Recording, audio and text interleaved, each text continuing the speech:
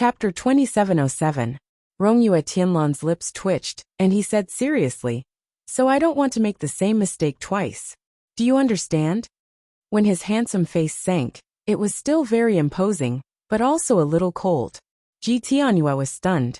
She was still afraid of him, so she paused and said, "I'm going to dance." After such a conversation, Rongyue Tianlan seemed a little absent-minded.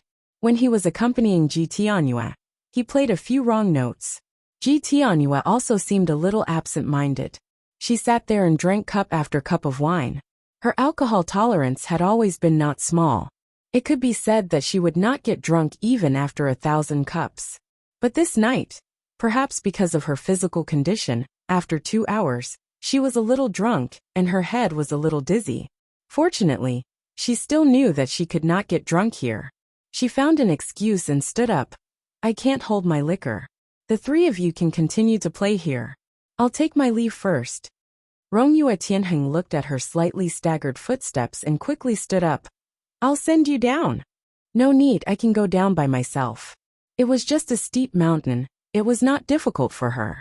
She strode to the edge of the cliff. Even if she could not fly with her spiritual force, with her qing gong, it was not difficult to fly down. Looking at the protruding stone on the cliff, she rubbed her eyes and calmed herself down. When she looked down again, the stone finally stopped shaking. She smiled in relief, and was just about to jump down when she saw the right spot. She was not prepared for a sudden flash in front of her eyes. Her waist was tightened and she was carried by someone. "I'll take you down." The faint fragrance of plum blossoms entered her nose. Ji Tianyue subconsciously raised her hand to push him. "Hey! No need." Before she could finish her sentence, she was already lifted into the air and flew down the mountain in the blink of an eye. Rongyue Tianheng, his seemingly gentle but actually unapproachable eighth cousin, actually carried Hero Shinyu down in a princess carry. This was a little shocking to his eyes. At the same time, a strange feeling arose in his heart, as if something that originally belonged to him was suddenly snatched away. Ji Tianyue also opened her mouth slightly, and ran to the edge of the mountain in disbelief. She watched helplessly as her brother Rongyu carried brother Shun, and rode a cloud down the mountain peak, disappearing into the clouds and mist. She bit her lips slightly. Although brother Rongyu doted on her, he had never hugged her like this. At most, he would stroke her head in the same way as her father did. She thought for a moment, and suddenly ran back. She picked up the wine jar and declared, "I want to drink too." Rongyue Tianhuan jumped in fright and snatched it from her. "Children shouldn't drink."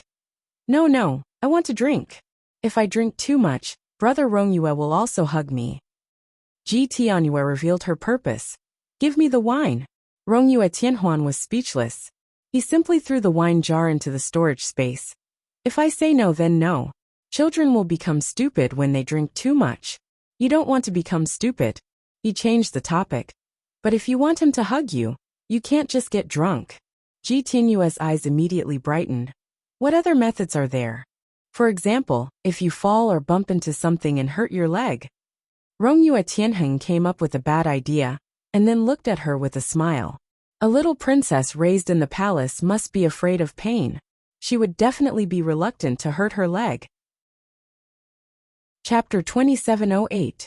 Unexpectedly, as soon as he finished speaking, Ji Tianyue nodded in agreement. "That's a good idea." Then, she suddenly slammed her head against a rock. Rongyue Tianhuan didn't expect her to do that, and didn't stop her. Then, he watched as her legs were dyed red with blood at a speed visible to the naked eye. "Is this okay?" Ji Tianyue's face was pale from the pain, but she still smiled. Rongyue Tianhuan was speechless. He had the urge to slap himself. At the same time, he felt a chill in his heart. This little girl was not as innocent as she looked. She was ruthless. If his eighth cousin really liked her and they got married, then it was fine. But if he didn't like her, he didn't know what this little girl would do with her resolute personality. His eighth cousin's love life might not be smooth. Rongyue Tianhuan lit a candle for his eighth cousin in his heart. Rongyue Tianhuan thought that his eighth cousin would send someone down, and come back in at most 15 minutes. He didn't expect that half an hour had passed, and there was still no trace of him. It was just sending someone away, He didn't have to sing a song of 10 miles down there, right? Why didn't he come back up? Rongjuishan Huan was very puzzled. He glanced at Ji Tianyue beside him. The little girl's leg was bleeding a lot, almost forming a blood pool on the ground. Her little face was getting paler and paler. The little girl probably wanted her brother Rongjuishan to see her like this and pity her. Not only would he personally bandage her wound, but he would also carry her directly back to the palace. So, she didn't allow Rongjuishan Huan to bandage her wound, and she didn't even use his medicine. She just stared at the place where Rongjuishan had jumped. Her eyes lit up at the slightest movement, but she was soon disappointed. Rongjuishan Huan couldn't bear to see her like this. He took out a bandage from nowhere and handed it over. Why don't you bandage yourself first? It's not good to keep bleeding. He still wanted to drink, but he didn't have the appetite to see a little girl bleeding like a river. Moreover, this little girl was someone that his eighth cousin cared about. If he just stood there and watched while she bled, his eighth cousin would probably hit him with a fan. Ji Tianyue bit her lips and was about to cry. No! Why isn't he back yet? Rong Yuetian Huan rubbed his forehead. I really don't know. Perhaps he feels like old friends with Brother Shin at first sight, and wants to say goodbye? Don't worry, you're still here. He'll come back sooner or later. After another quarter of an hour, Ji Tianyue was bleeding so much that her vision was turning black. However, there was still no sign of Rong Yuishanlin. Why isn't he back yet? Woo-woo, he might as well let me bleed to death here, and make him regret it. The little girl's tears began to fall, and she could not help but say some harsh words. The veins on Rong Yue Tianhuan's temples throbbed.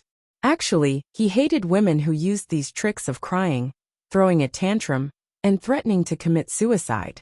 He felt that it was extraordinarily troublesome. Who would have thought that this little girl, who was as beautiful as a glaze, would be no exception? This surprised him a little, and even made him a little disappointed. He was beautiful, and although his kung fu was not as good as Ji Xinyu's, he was still one of the best in the Sanskrit continent. He also had a noble status, so he was quite popular with women. The number of people who wanted to marry him could line up for miles. He could be considered a playboy. However, he had also grown up in the palace. Chapter 2709. However, he also grew up in the palace, and saw with his own eyes how the women in the harem fought over a man, using all kinds of jealousy, all kinds of obstacles, and all kinds of underhanded methods. This made him feel that these women were somewhat disgusting in the eyes of an outsider, making him unable to arouse any interest. To be honest, he somewhat looked down on these women. So when he was with them, he was just putting on a show and taking what he needed. He always felt that a wanderer like him would not stay for any woman, and he did not have the thought of marrying anyone. He originally saw that Ji Tianyue was innocent and direct, and felt that she was different from the rest. He even thought that this little girl might grow up to be a clear stream in the turbid current, but he did not expect that she would also do such things. She was indeed a child who grew up in the palace. After watching so many palace dramas, she unknowingly used such methods. He did not know what kind of personality Ji Xinyu had. Listening to the rumors, she was actually quite outstanding. He just did not know if eighth cousin's head had been kicked by a donkey, only thinking of breaking off the engagement. No. If he really broke off the engagement with Ji Xinyu, then wouldn't his uncle the emperor force him to take the blame again? Rong Yue Tianheng shuddered and deeply worried about this. He was still young and dissolute, and wanted to be free for a few more years. He did not want to be implicated by a family so soon. What's more, he did not have a serious love, and he was not willing to walk into the grave of marriage like this. If he wanted to marry, he would marry the girl he liked. Only then would he be worthy of the title of dissolute young master. He thought about all the girls he knew in his mind, and felt that none of them were worthy of him. He was not willing to marry anyone. Although he knew all kinds of girls, he did not like any of them. Suddenly, Xinyu's figure jumped out from his mind, and a thought flashed through his mind. If he wants to marry, he would marry someone like Xinyu. When this thought flashed through his mind, it was as if his head was struck by lightning. Xinyu was a man. God, how could he have this kind of thought? Could it be that he was gay? Rong Yue Tianheng's heart was like a fire, and he was a little dazed. The sound transmission talisman on his waist lit up, and it lit up with a light blue luster. He was a little puzzled. He hadn't set any of his friends' voice transmissions to be of this color. He casually picked up the call, and the voice of the eighth cousin brother, who had been waiting for a long time, came out of the voice-transmitting charm. Tianheng, I have something to do and can't come back. Please send Princess Tianyue back. After a few simple words, the voice transmission talisman was extinguished. Rongyi Yushenheng. Naturally, Ji Tianyue, who was at the side, also heard it. She finally burst into tears, feeling extremely wronged. Rong Yuetianheng looked at her sympathetically and felt that she should be wronged. This little girl had injured her leg for nothing and was still bleeding until now. The only problem was how to send the little girl back. He did not want to carry her like a princess. He felt that his princess carry should be reserved for the woman he liked. But this little girl's leg was injured so badly that she probably couldn't walk on her own. Rong Juishan rubbed his forehead with a headache. Did he just shoot himself in the foot? Ji Tianyue probably couldn't bear the disappointment and continued to throw a tantrum. I don't want you to send me off. I want him to come back and pick me up. Sob sob, I might as well just die here. Chapter 27:10. Before she could finish her sentence, Rong Yuetianhuan's hand chopped over, directly knocking her unconscious. Then, he casually summoned a donkey, threw Ji Tianyue onto the donkey, and flew down the mountain with the donkey.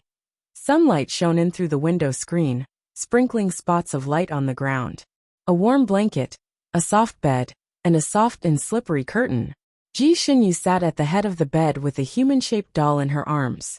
She was a little confused. The human-shaped doll was almost as long as a person. It was soft and looked very delicate. It was very comfortable to hold.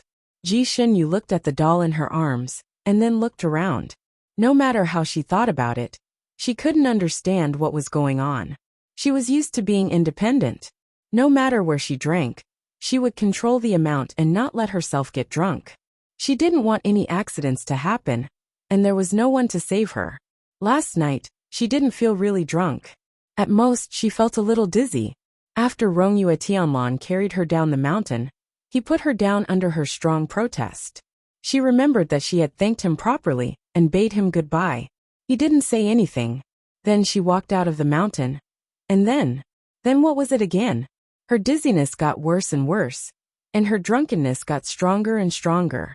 Only then did she understand how strong Rong Yuetianlan's jar of wine was. She had drunk more than half of the jug of wine. When the mountain wind blew, she felt the whole world shaking. She felt that she probably couldn't withstand it, so she wanted to find a cave to sober up first. After resting for a while, she would think of a way to go back after the alcohol had subsided. Then, she found a cave as expected. But that cave had an owner, and it was an extremely irritable owner. It was a huge unicorn. Unicorns were herbivores. Usually it was better to stay away from it and not provoke it. It didn't like to talk to people. But Ji Xinyu came to snatch its cave. This pissed it off. Ordinary cultivators didn't dare to provoke this kind of beast, because it had thick skin and a lot of blood. It was hard to kill, and it was the kind of master that wouldn't rest until it was dead. Once provoked, it would be even more sticky than a dog's skin plaster. If Ji Xinyu was fine, this kind of beast was no match for her. She could deal with it in a quarter of an hour. However, she was drunk at that time, and couldn't even stand properly. She also couldn't use her spiritual power, so it was dangerous for her to encounter such a big guy. She vaguely remembered that she was half sober from her drunken stupor, and fought with the unicorn for almost an hour. She even vomited all over the big fellow. And then, Ji Xinyu hugged the doll, and stared blankly at the top of the tent for a moment. She realized that she couldn't remember anything. The sound of her waking up alarmed the personal maid that her imperial father had just assigned to her, Xiaoqing. This little girl was quite smart. She did things quickly, and was also loyal to Ji Xinyu. When she saw Ji Xinyu open her eyes, she immediately ran in happily to greet her. Princess, you're awake. His Highness Rongyu is right. You should wake up at this time. Are you hungry? Do you want some porridge? The little girl spoke like a machine gun. But Ji Xinyu caught the main point from her words. She paused for a moment. How did I come back? That 8th Highness Rongyu has already come to visit me? Xiaoqing giggled and said, Princess, you were brought back by Her Highness Rongyu. The doll in Ji Xinyu's arms fell to the ground. What? Xiaoqing hurriedly picked up the doll, patted the dust off it, and put it back in her arms. Chapter 27:11. Xiaoqing quickly picked up the doll and patted the dust off it before putting it back in her arms. Princess, you drank too much last night. His Highness Rongyue carried you in directly and gave me a fright. After His Highness Rongyue put you down, he told me to take good care of you. He said that you would be hungry if you woke up around this time. So he asked me to prepare some plain porridge and iced nut soup.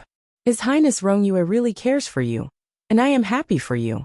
Princess, I will ask someone to bring the porridge and soup up. Xiaoqing left like a gust of wind. Ji Xinyue's mind was in a daze.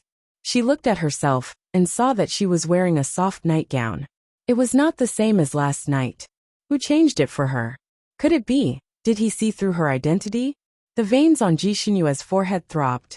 She raised her hand and rubbed the space between her eyebrows again and again, desperately trying to think of what to do next. But her mind was blank, and she still could not think of anything. While she was in a daze, Xiaoqing ran back like a gust of wind with a food box. She placed 2 bowls of fragrant porridge and soup on the table. Ji Xinyue got up to wash up and asked leisurely, Where did this doll come from? Who changed my clothes for me? I was the one who helped Your Highness change your clothes. But Your Highness had been hugging the doll all this time. I was afraid that it would press on you, so I wanted to move it to the side. But Your Highness kept hugging it tightly and refused to let go. Did Rongyue Tianlan buy this doll for her? Speaking of which, why did he buy this for her? Could it be that she accidentally said that she liked dolls when she was drunk? She seemed to have thought of something. Xiaoqing, where are the old clothes that I changed out of?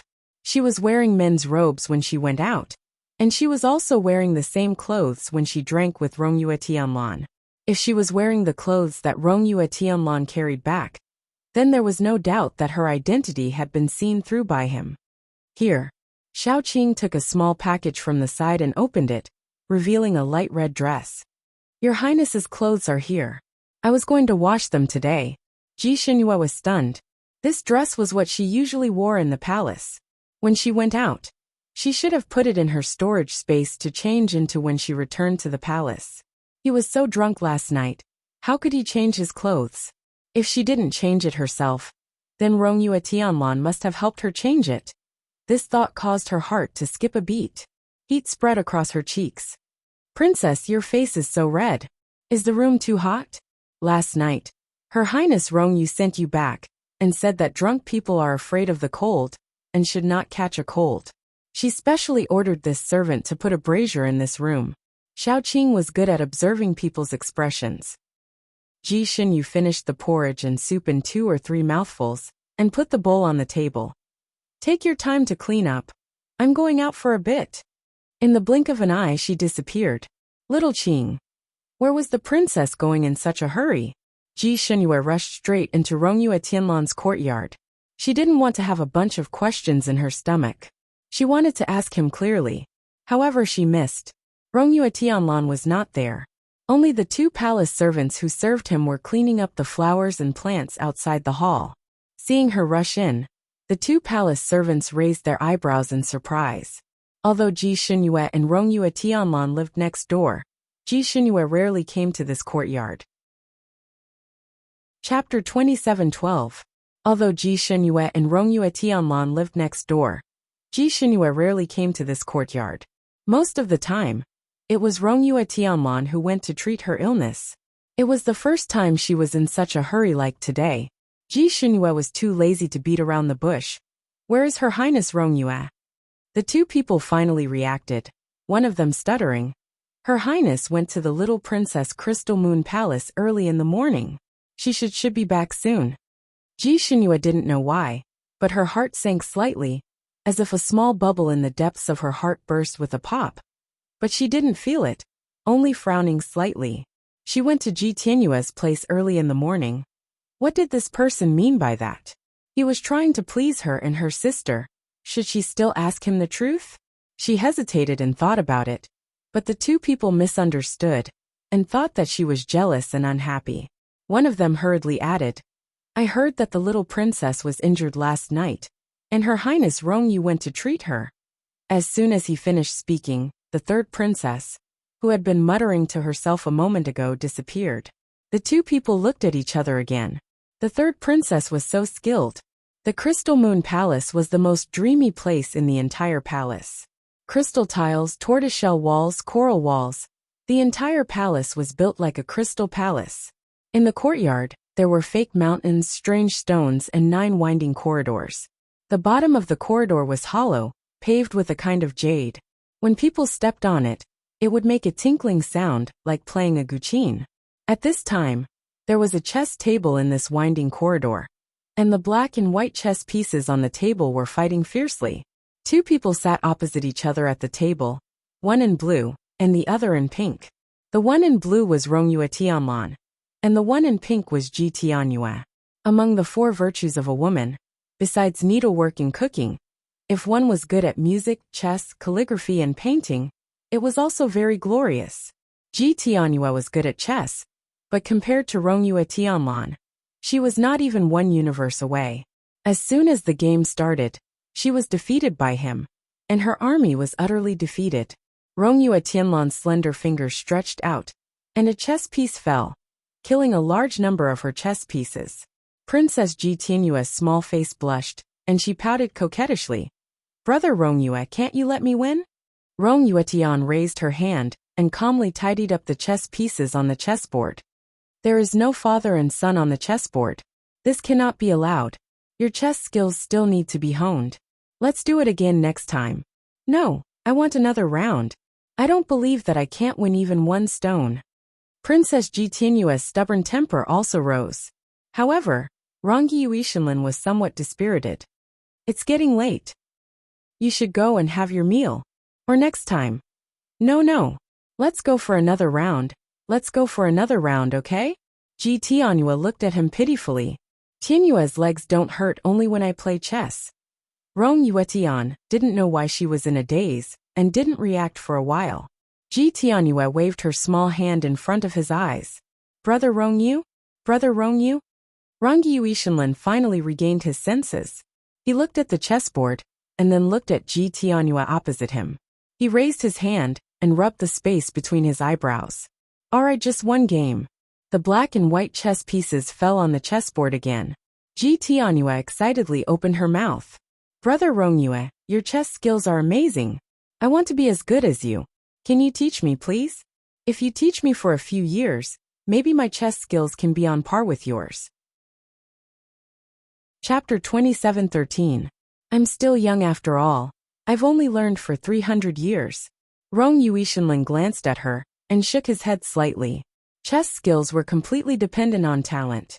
The master could lead the way, but the cultivation depended on the individual.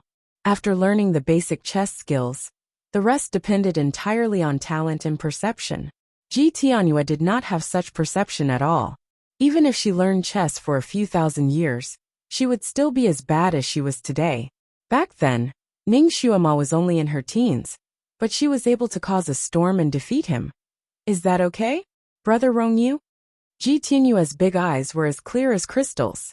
Rongyue Shenlin's gaze swept across her eyes.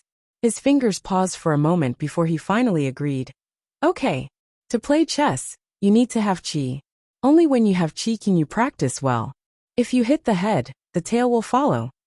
He began to explain to her the ways to play chess, and pointed out where to place each chess piece in her hand. The autumn wind blew, and the autumn flowers bloomed. There was a Bodhi tree in the courtyard. The palm-sized Bodhi leaves were blown down by the wind and swirled down, occasionally landing on the chessboard or their clothes. The Bodhi leaves were golden yellow, contrasting with the pink flowers in the flower bed beside them. It was as beautiful as a painting.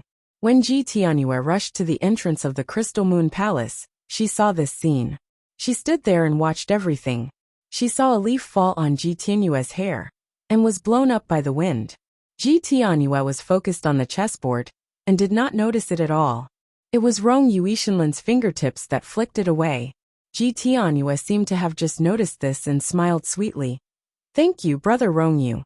Her smile was like a blooming flower bud, beautiful and tender. Rong Yuishinlin's gaze paused on her face for a moment, before he looked away again. His gaze returned to the chessboard, and he continued to point at her. They played chess as if there was no one else around, as if no one else was allowed to step in between them. Perhaps it was because they were too focused, but neither of them noticed Ji Shun, standing outside the courtyard.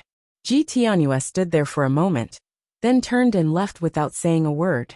Just as he turned the corner, he bumped into the second princess, Ji Shinmeng. Ji Shinmeng was leaning over the railing to feed the fishes. When he saw her walk over, he raised his head and smiled. He said leisurely, "You saw that too? What does it feel like to see your fiancé and your sister together?" Ji Shinyu ignored her and walked past her. Yo, you also have times when you feel so bad. This was really rare. However, don't blame me for telling you the truth. You really don't deserve him. It would be better for you to leave as soon as possible. Sister, I heard that yesterday evening, His Highness Rongyu personally went to see our imperial father, saying that he is interested in Tianyu and wants imperial father to give Tianyu to him. Ji Shinming's tone was sour and gloating. Ji Shinyu finally stopped and turned around to look at her. Ji Shinming felt that his words had a great effect and became even more proud. Third sister, sometimes people have to know their own limits. No matter how good a phoenix is, it's not something a sparrow can match. Don't you think so? Ji Shinyu suddenly smiled. You're right.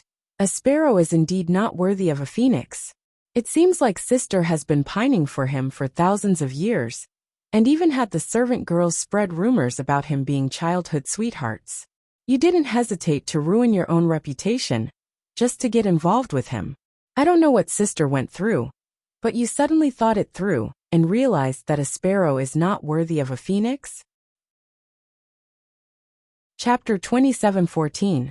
Ji Shinming's expression changed. What nonsense are you talking about? Ji Shinyu smirked. You know what I'm talking about. She ignored her and turned to leave. You better explain yourself. Ji Shinming was so angry that she trembled as she held onto the railing. Ji Shinyu didn't even look back as she went down the bridge. How shameless are you? The husband that you've been waiting for 3,000 years was easily snatched away by your sister. And you're still acting like you don't care? So what if you're good at martial arts? You'll still be dumped. If I were you, I'd just jump off this bridge and drown. Ji Shinming didn't even finish her rant before she suddenly screamed. The railing next to her broke, and she fell headfirst into the water. With a loud splash, a huge splash was created. By the time she finally emerged from the lake in a daze, Ji Shinyu had already disappeared without a trace. Ji Shinming. Why did the railing suddenly break? It must be that stinky girl's doing. It was really cold to be in the water in this kind of weather.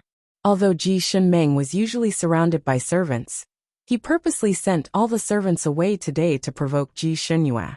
Now, she could only tremble as she climbed onto the shore. Just as she put her hand on the bluestone steps, a pair of dragon-embroidered boots appeared in front of her. She was startled and looked up from the boots to see her father in a bright yellow robe. She shuddered. Father Emperor. She decided to complain first. Father Emperor, Shinyu is very rude. She has always disliked me as her older sister. This son was just admiring the fish here and ignored her. I even asked her about it with concern. I never thought that she would be so ignorant. She actually deliberately broke the railing of the bridge and caused your daughter to fall into the water. Father Emperor, you have to help this son get justice. She had always been good at acting.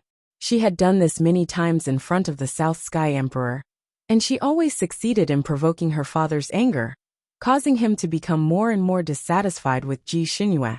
In addition, she was already trembling from the cold, so this made her voice tremble even more. Her hair and body were dripping wet, making her look even more pitiful and realistic. The South Heaven Emperor looked at her with an indecipherable expression. After she finished speaking, he slowly said, I saw it from beginning to end. Ji Shinming shuddered and his face turned pale. We doted on you so much in vain. I didn't expect you to become so vicious and maliciously hurt your sister. Ji Shenmeng had always been gentle and magnanimous in front of the South Heaven Emperor, like a good elder sister. But he didn't expect to reveal his true colors in front of his father today. He was tongue-tied. The South Heaven Arch looked at her again and said coldly, as a woman, you should follow the way of women the most. You actually, pausing here, he took a step back and ordered, immediately send the second princess back to the Nantiang clan. Without my order, she is not to set foot in the Nantiang clan again. Ji Shenmeng. Her face turned pale. Ji Shenyu was strolling alone in the garden.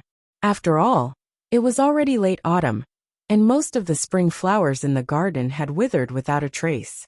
Only the luoqing flowers next to a small pavilion were blooming beautifully. Ji Shenyu stood in front of the flower bed and gently picked up a branch to sniff it. The faint fragrance seemed to extinguish the fire in her heart for no reason. Chapter 27:15. Shenyu, so you're here. Ji Shenyu raised her head and saw her father, the South Heaven Emperor, walking towards her. Ji Shenyu paused for a moment, then bowed to her father. Today, the South Heaven Emperor and his daughter seemed to have a lot to talk about. He talked a lot with Ji Shenyu. Ji Shenyu felt that her father didn't come to talk to her today, so she listened patiently. Sure enough, after some small talk, the South Heaven Emperor finally got to the point. He pretended not to care and said, "Oh right, Shenyu, yesterday when the lanterns were lit, Tianlong suddenly brought Tianyu to me to ask for something." Ji Shenyu raised her eyebrows and looked at her father. "What is it? A marriage proposal?" The South Heaven Emperor shook his head slightly. "Don't listen to Shenmeng's nonsense. He still has an engagement with you. Why would he directly ask for my daughter's hand? What he's asking for is something else." Ji Shenyu didn't say anything and waited for the South Heaven Emperor to continue. As expected, the South Heaven Emperor continued. He said that because he wanted to break off the engagement with you, he felt very sorry for our Nantiang clan. Seeing that your little sister is smart, he wants to keep her by his side and personally teach her some martial arts as compensation to the Nantiang clan. Ji Shenyu's lips twitched slightly, but she didn't say anything. Sorry for her, but compensation to her little sister? Rongyue Tianlan's compensation was interesting. If she hadn't seen it with her own eyes yesterday, perhaps she would have thought that Rongyue Tianlan sincerely wanted to compensate the Nantiang clan by teaching his strange martial arts to Ji Tianyu. But now, Rongyue Tianlan's intentions were obviously not pure. Last night should have been the first time her little sister met him, right? It was lightning that stirred up the earth fire. 10,000 years in a flash. Ji Shenyu had never believed in love at first sight. How could a man and a woman fall head over heels in love with each other, just by looking at their faces for the first time? One must know that one's appearance was the easiest to deceive. What if a man's appearance was good, but his character was trash? Or what if a woman's appearance was beautiful enough to cause the downfall of a country, but her character or living habits were flawed? In her opinion, this so-called love at first sight only appeared in those stories to fool those young girls. Those inexperienced little girls might fall in love at first sight, but for someone like her who had grown up in a nest of rumors, she had long been immune to such talk. But now that a real-life version of love at first sight was playing out in front of her, she knew that it was real. Ji Tianyue was still underage, so it was not strange for her to fall in love at first sight. However, for a playboy like Rongyue Tianlan to also fall in love at first sight, this was beyond Ji Shenyue's expectations, and also opened her eyes. She couldn't help but sigh in her heart, but she didn't show it on her face. The South Heaven Emperor beside her was still rambling. When the South Heaven Emperor saw her a few days ago, he always told her to think of ways to hook Rongyue Tianlan into her hands, so that this marriage could not be cancelled. This time, he asked her when she would leave with Rongyue Tianlan to go to the Pillar of Marriage to cancel the engagement. He even said earnestly, "Imperial Father has also thought about it. The two of you don't have any feelings for each other. A melon twisted by force won't be sweet. It's better to break off this marriage as soon as possible. This way, the man and woman will have nothing to do with each other." Although Ji Xinyu also wanted to break off the engagement with Rongyue Tianlan. Now that she heard her father's words, her heart sank.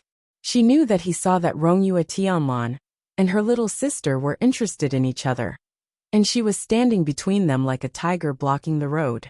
Therefore, her biological father wanted to get rid of her, this tiger blocking the road, to pave the way for his little daughter's pursuit of her husband. Chapter 27:16. Although she had already been disappointed, now that she thought it through, she still felt a chill in her heart. It was as if someone had thrown her into ice water and soaked her in it. Perhaps because she was unhappy today, she was a little sensitive and accidentally asked the truth. What she asked was exactly what she was thinking. In the end, she couldn't help but ask, "Father, I am also your daughter. Why must you treat me like this? Am I not your biological daughter?" The South Sky Emperor probably didn't expect his daughter to speak so sharply to him today, and was stunned for a moment. He also deeply felt sorry for his third daughter. But, Xinyu, you misunderstood father. Father has always been worried about you. But you said yourself that you and Tianlan have no feelings for each other. So why must you be tied together? It's rare for him to take a fancy to your sister. This is also a good thing. After all, one should not let one's own fertile water flow into one's own fields. That's right, Xinyu. This time at the banquet, those people finally don't misunderstand you so much anymore. Many immortal monarchs are interested in you, and there are already several groups of people who have come to propose marriage. Those people are not weak, although they can't compare to Rongyue Tianlan. They are still nobles. Father wants to wait until you cancel this marriage and arrange for you to meet them, so that we can properly choose for you. The South Sky Emperor finally said the real purpose of this trip. After he finished speaking, he turned his head and was stunned for a moment. Ji Xinyu stood there, twirling a flower in her hand. She lowered her head and sniffed it, her voice indifferent. It's rare for father to be so biased. Father, don't worry. My marriage with Rongyue Tianlan will definitely be cancelled. As for who he likes, it has nothing to do with me. I'm not giving up my position to anyone. I'm just following my heart. As for my marriage in the future, I beg father not to interfere. I won't give you a chance to interfere. When she said the last sentence, her voice was cold. It made the South Sky Emperor's heart suddenly turn cold, as if something important was leaving him. He was a little flustered. Xinyu, you misunderstood father. He paused here, because he saw Ji Xinyu take out a doll from her storage space. The doll was the size of a 7 or 8-year-old child. The cloth and other things on it were old, but it looked very clean. It could be seen that the person who owned the doll cared for it very much.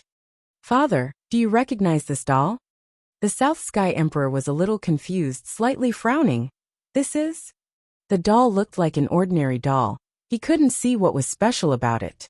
Ji Xinyu's eyes, her eyes fell on the doll. She laughed self-deprecatingly.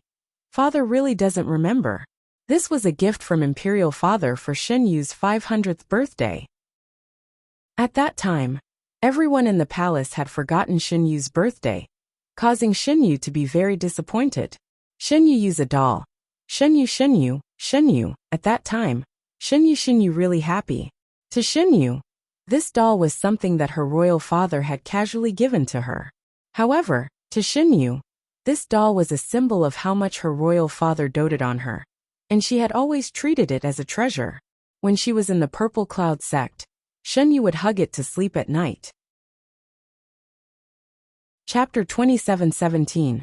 Every time I held it, I would bathe and change my clothes, afraid that it would be a bit broken or dirty. Every time, I would tell it that father still loves me and doesn't want me. This doll is proof. South Sky King's face was a bit pale, and his heart seemed to be squeezed by something. Xinyu. Ji Xinyu smiled again.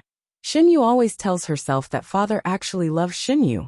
But because of these things, father is a bit angry at Xinyu. But father will understand in the future, and know that he doesn't blame Xinyu, and will even treat Xinyu well. When Xinyu comes back, father will see that Xinyu has learned so well, and will definitely be proud of Xinyu. He won't care about those rumors, and will be good to Xinyu. He will even arrest the people who spread the rumors. After all, Xinyu was once father's daughter. But what did father do at that time? South Sky King opened his mouth slightly, but couldn't say anything. At that time, he seemed to be worried about the marriage of the first and second princesses. Shen Yu came back and wanted to show off the martial arts she learned, but was impatiently kicked out by him. Royal father, Shen Yu has actually always hoped that you would treat me like how you treat my two older sisters. But royal father has always treated me differently. You allowed my two older sisters to humiliate me, allowed those subjects to ruin my reputation, and even vented their anger on my mother. Now for the sake of your youngest daughter, you're forcing me to do this. Royal father, my heart is also made of flesh. When I am hurt, it will also hurt, and it will also be disappointed and even despair. South Sky King's face became even paler. Shen Yu, father has indeed mistreated you. Father will compensate you in the future. No need. Shen Yu softly said 3 words.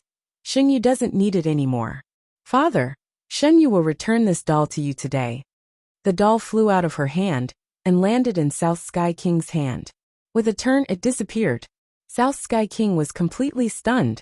He looked at the old doll in his arms. It was hard to imagine that an ordinary doll could be preserved so well for so many years. Nearly 3,000 years.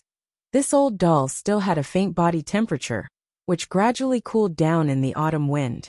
South Sky King's heart was in a panic, as if he had lost an important thing in his life forever. Shen Yu. A moment later, he finally reacted and staggered towards Shen Yu's courtyard.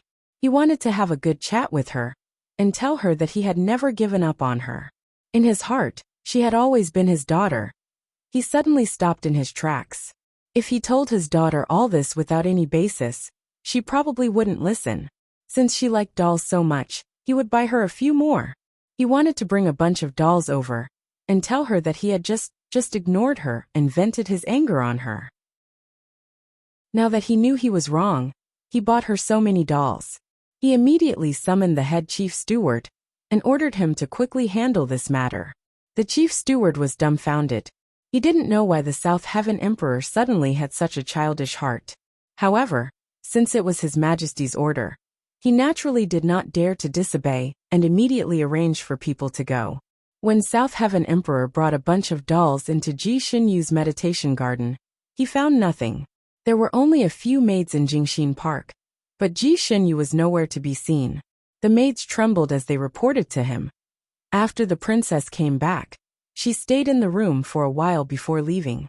However, she left a letter on the table. Chapter 27:18. The South Sky Emperor's heart sank. His daughter had left home again. He was afraid that she would never come back this time. Where's the letter? The South Sky Emperor strode into the room. He finally saw the letter. However, the words on the envelope read, "To Rongyue Tianlan." This letter was for Rongyue Tianlan, not for him. The letter was light, and there was only 1 page inside. Obviously, there wasn't much written. The South Sky Emperor was hesitant. He wondered if he should open it to take a look. He then looked around the room and saw a rather exquisite doll lying on Shen Yu's bed. It was lying there alone, as if it had been abandoned. The South Sky Emperor asked, "Where did this doll come from?" The maids looked at each other. Xiao Qing answered in a low voice, It's the princess who brought it back yesterday." The South Sky Emperor felt even more uneasy. She was hurt so badly. She didn't even want the doll that she bought herself. He wanted to open the letter even more. He wanted to see what she had left for Rongyue Tianlan. After thinking about it, he decided not to do such a tasteless thing. He immediately sent someone to invite Rongyue Tianlan. Before the person who was sent out walked out of the courtyard, a person in plain clothes walked in. "Is she awake? It's time to heal again." The word "awake" was swallowed back when he saw the people in the courtyard and the doll piled up in half. He raised his eyebrows in surprise. This person was naturally Rongyue Tianlan. He stood there in a blue brocade robe, like an orchid tree. The whole courtyard seemed to light up with him. "Tianlan, come in and talk." The South Sky Emperor's voice sounded from inside the room. His tone was different from his usual calm and steady tone. Rongyue Tianlan didn't know why, but his heart sank. He strode in. Before he could see the layout of the room clearly, a letter was stuffed into his hand. The South Sky Emperor's voice was even more hurried. Open it and see. There was only one letter. There was only a short line on it. Meet in front of the marriage pillar 12 days later. Annul the engagement. Although Ji Xinyu's words were not as beautiful as the current girl's, the strokes were very powerful. It had a free and easy style. Because the majority of the people on this continent were cultivators, voice transmission talismans were more common. Usually voice transmission talismans were enough to communicate, so there were very few people who wrote ordinary letters. Rong Yuetian had known her for quite some time, but this was the first time she had seen her writing. Her words were elegant, and the words she left behind were concise and powerful, just like her style. It was rumored that Ji Xinyu was ignorant and incompetent, and couldn't even recognize a basket of words.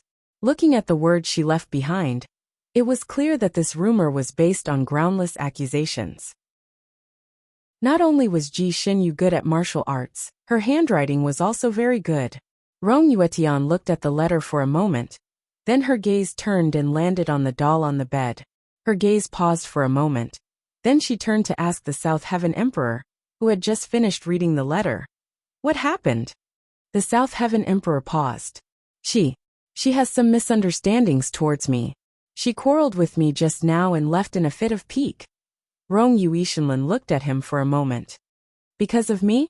The South Heaven Emperor didn't expect him to be so sharp. He sighed and didn't deny it. Yes. His bright eyes fell on Rong Yuetian again.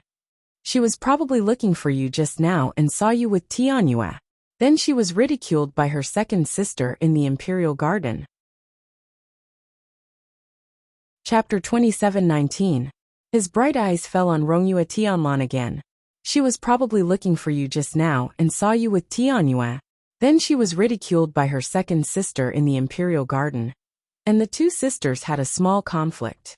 After that, I talked to her for a while and advised her to let go since you two are not fated.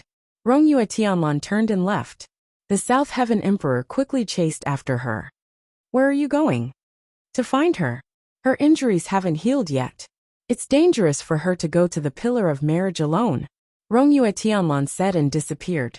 Only then did the South Heaven Emperor remember that there were indeed all kinds of monsters and spirits at the location of the Pillar of Marriage. It was an extremely dangerous place. If Ji Xinyu was not injured, she should be fine going there with Rongyue Tianlan. But if she went there alone, the South Heaven Emperor panicked and hurriedly picked up the sound-transmitting talisman to contact Ji Xinyu. As he expected, there was no response. She must have turned off the sound-transmitting talisman again. Helplessly, he could only contact the Purple Cloud Sect leader. Unexpectedly, he couldn't reach the Purple Cloud Sect leader either. He then contacted the Purple Cloud Sect leader's eldest disciple, Feng Buji. Feng Buji told him that his master would be in seclusion for a month and couldn't be disturbed now. The South Heaven Emperor was even more anxious. He could only ask Feng Buji to contact Ji Xinyu and not let her go to the Pillar of Marriage alone. Feng Buji was silent for a moment, and his voice became cold. What did you do to her? Why did she do that? The South Heaven Emperor was speechless. Feng Buji's cold voice came again. Your Majesty, you have probably never treated her as your own daughter. That's why no matter how ridiculous the rumors are, you have never used your power to clear her name. Yet, she has always treated you as her own father. Initially, she had some minor injuries on her body, but when she heard about the flood dragon disaster, she rushed back immediately. I think she wanted to share your burden and fight the flood dragon. The South Heaven Emperor's head buzzed. He suddenly remembered that Rongyue Tianlan had said several times that the flood dragon was killed by another person. He didn't believe it at all.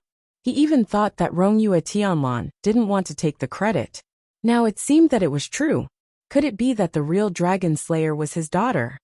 Thinking of his daughter's skills later, the South Heaven Emperor thought more and more about this possibility.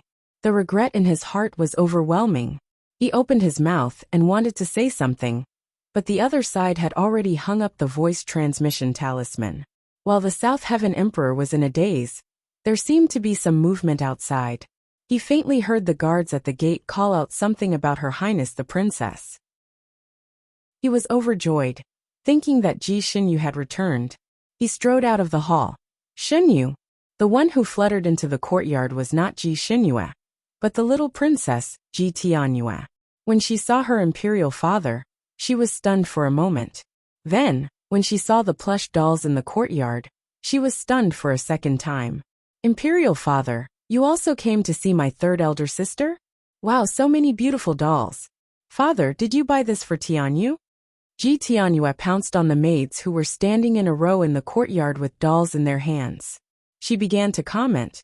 This one has big eyes, that one looks delicate, this one has even proportions. In just a moment, she had already picked out 4. She held them in her arms and smiled sweetly at the South Heaven Emperor. Father, these are enough for me. The South Sky Emperor was annoyed. Tianyu, this is for your sister. Put it down first. Third sister? Third sister also likes this? That's impossible, right? She's already so old. Chapter 27:20. Ji Tianyue was surprised, but then she said carelessly, It's okay. Third sister has always loved me. She will give me anything I like without hesitation. These dolls are the same. She will definitely give me the best. She walked inside. Brother Rongyue is helping third sister heal, right? I'll go in and take a look. The South Sky Emperor was furious. His little daughter took it for granted to steal other people's things, especially her sister's. While he was in a daze, Ji Tianyue ran out of the room like a whirlwind. Father, I heard the maid say that third sister left, and Brother Rongyue went after her. Is it true? Her tone could be called a reproach. The South Sky Emperor frowned. So what? It's dangerous for your sister to go out alone. Before he finished, Ji Tianyue interrupted him. How can they do that? They have been together for a long time. What if Brother Rongyue likes her again? Her little face was red, and her little fists were clenched tightly. She was obviously angry. The South Sky Emperor's face darkened. They were originally engaged. If he likes your sister again, it's understandable. Ji Tianyue's little face was even redder. But they wanted to break off the engagement? How can they like her again? Father, you must stop them. You promised Tianyue last night that you would help her. Shut up. Ji Tianyue was interrupted by the South Sky Emperor. The South Sky Emperor's face was as cold as ice. Little girl, what nonsense are you talking about? Come, take the little princess back to the Crystal Moon Palace to reflect. Without my permission, she is not allowed to leave the palace. Little Princess Ji Tianyue, who always wanted the stars in the sky, and not the moon, was stunned. The pillar of marriage of the Fanning continent was located on the highest peak of the Misty Mountain in the central area. The South Sky Clan was about 5,000 miles away from the Misty Mountain. If one used flying techniques, it would take 3 days. If one used lightness techniques, it would take 10 days. The Misty Mountain was a very strange mountain. It didn't allow any techniques to go up the mountain. Otherwise, a barrier would pop up on the mountain and directly eject people. So if one wanted to go up the mountain, whether they flew or ran, it was the same. They all had to climb. Some people said that the Misty Mountain was a sacred mountain because it had the most magical and solemn object in the Fanning continent, the Pillar of Marriage. The most amazing function of the Marriage Fate Pillar was that every man and woman who got engaged in the Fanning continent would have their names appear on the Marriage Fate Pillar in pairs. It would appear automatically, and no couple would miss out on it. There were tens of millions of people on the Sanskrit Sound continent. The names of tens of millions of people rotated on the pillar, but they were never confused. What was even stranger was that only when both parties were present and placed their hands on the marriage pillars would their names appear clearly. Once the engagement was successfully annulled, the name on it would automatically disappear. It was very magical. There were also some who said that the Misty Mountain was a demonic mountain, because there were all kinds of demonic beasts and monsters on the mountain. There were often demonic mists rising from the mountain, and within the mists were all kinds of man-eating insects. Once surrounded by this demonic mist, a person would be gnawed into a pile of white bones in the blink of an eye, without even a trace of flesh and blood left. In order to break the engagement in front of the Pillar of Marriage, one had to pass the test of the Pillar of Marriage itself. The test of the Pillar of Marriage was targeted at people Chapter 27-21. In order to break the engagement in front of the pillar of marriage, one had to pass the test of the pillar of marriage itself. The test of the pillar of marriage was targeted at people. It was said that there were many different kinds of tests. Some were very easy, and some were very abnormal. Therefore, there was no previous experience to speak of. It all depended on one's luck. If it was easy, everything would be fine. If it was abnormal, one might lose one's life. Because of this, once the people of the Fanning continent got engaged, they would not break the engagement easily. If a man was not satisfied with his fiancée, he could take in a bunch of concubines. Concubines would not be on the pillar of marriage. If they were not satisfied, they could divorce them at any time. Therefore, even if the men were not satisfied with their fiancé, they would just put up with it. They did not want to come to the Misty Mountain to look for trouble. As for the women who were not satisfied with their fiancés, their martial arts were all fancy and impractical. They could not fight their way up the Misty Mountain alone. Therefore, if the man did not want to come, the marriage could not be broken. They could only follow the original agreement and marry when they were of age. Therefore, although the pillar of marriage had been standing in the Misty Mountain for hundreds of thousands of years, there were very few men and women who successfully came to it to break the engagement. There was not even one pair in hundreds of years. In a deep valley, maple trees covered the valley. The autumn wind blew the maple leaves red. The red color of the valley was like the morning sun being pulled down and spread into the valley. The whole valley was dyed in layers of red. In the depths of the maple forest in the valley, there was a unique small wooden house. The house was surrounded by maple trees. In spring and summer, the maple leaves were green, and so was the small wooden house. In autumn, the maple leaves were red, and the small wooden house was hidden in red clouds like fire. Snow fell in the valley from the east, and the small wooden house was also covered in snow. In general, the small wooden house looked simple, but it was very good at hiding. Even if someone walked into the deep valley, they might not be able to find the small wooden house. Moreover, there was a formation boundary around the small wooden house, so no one could easily break in. There was a stream in front of the small wooden house. At this moment, the two sides of the stream were covered with a thick layer of red maple leaves. They were as soft as a crimson cushion. At night, the moonlight was like wine. At this moment, Ji Xinhua was lying on the cushion formed by nature. There was a wine gourd on her left, and a few plates of peanuts and edamame on her right. She took a sip of wine and ate a few peanuts and edamame, looking extremely lazy and content. Every time she returned to this little nest that only she knew about, she felt exceptionally relaxed. This was her home, a home where she could rest her soul and forget all the troubles outside. Looking at the clouds in the morning, listening to the pines in the evening, he completely relaxed himself. He rolled around in the meadow, took a bath in the stream, caught a fish barefoot in the water, hunted some game in the forest. He was as carefree as a living immortal. Although Ji Xinyu usually liked to wander around the Fanning continent as Xinyu, he would still return here once every 3 to 5 years, either to meditate or to live freely like an ordinary person. Of course, she wouldn't stay here for too long, at most a month. After all, it was too quiet here. Not a single person could be seen. If one stayed here for a long time, the bone-piercing loneliness would invade one's body, making it hard for one to sit or lie down. Thus, one could only leave. Even so, she was still very relaxed every time she came back. This time he was especially relaxed, because she only planned to rest here for 3 days.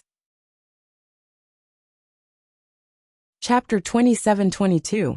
The injuries on her body had not healed, but after using 2 spells in succession last night, it did not affect her injuries much. At most, the fading scars and fish scales showed signs of worsening. However, the veins in her body were not affected much. Ji Xinyu did not care much about her body and appearance. Anyway, she was not prepared to marry again. Whether it was ugly or beautiful, it was something she could see. As long as she did not care, why should she care so much? Therefore, she was prepared to rest here for 3 days. After recuperating, she would use the flying spell and lightness skill alternately to go to Misty Mountain. According to her estimation, She could reach the foot of the mountain in 5 days. She would use another 2 days to climb the mountain and kill monsters. That would be enough time. Since she had already made a plan, she simply emptied her mind and drank freely. The wine was the red leaf wine that she had buried under the maple tree 3 years ago. It tasted as spicy as burning knives, but it was a little cooler than burning knives. After drinking it, it felt warm and comfortable. She was cautious in everything outside, and almost never got drunk. Last night was an exception. That was because she did not know that the wine that Rongyue Tianlan brought would have such a strong after-effect. If she had known, she would not have drunk so much. Of course, she did not have so many scruples when drinking here. Getting drunk was a common thing. Anyway, no matter how drunk she was, no one would disturb her, and no one would sneak up on her. Of course, no one knew what she was like when she was drunk. She did not know herself either. Because every time she was drunk, her mind was blank.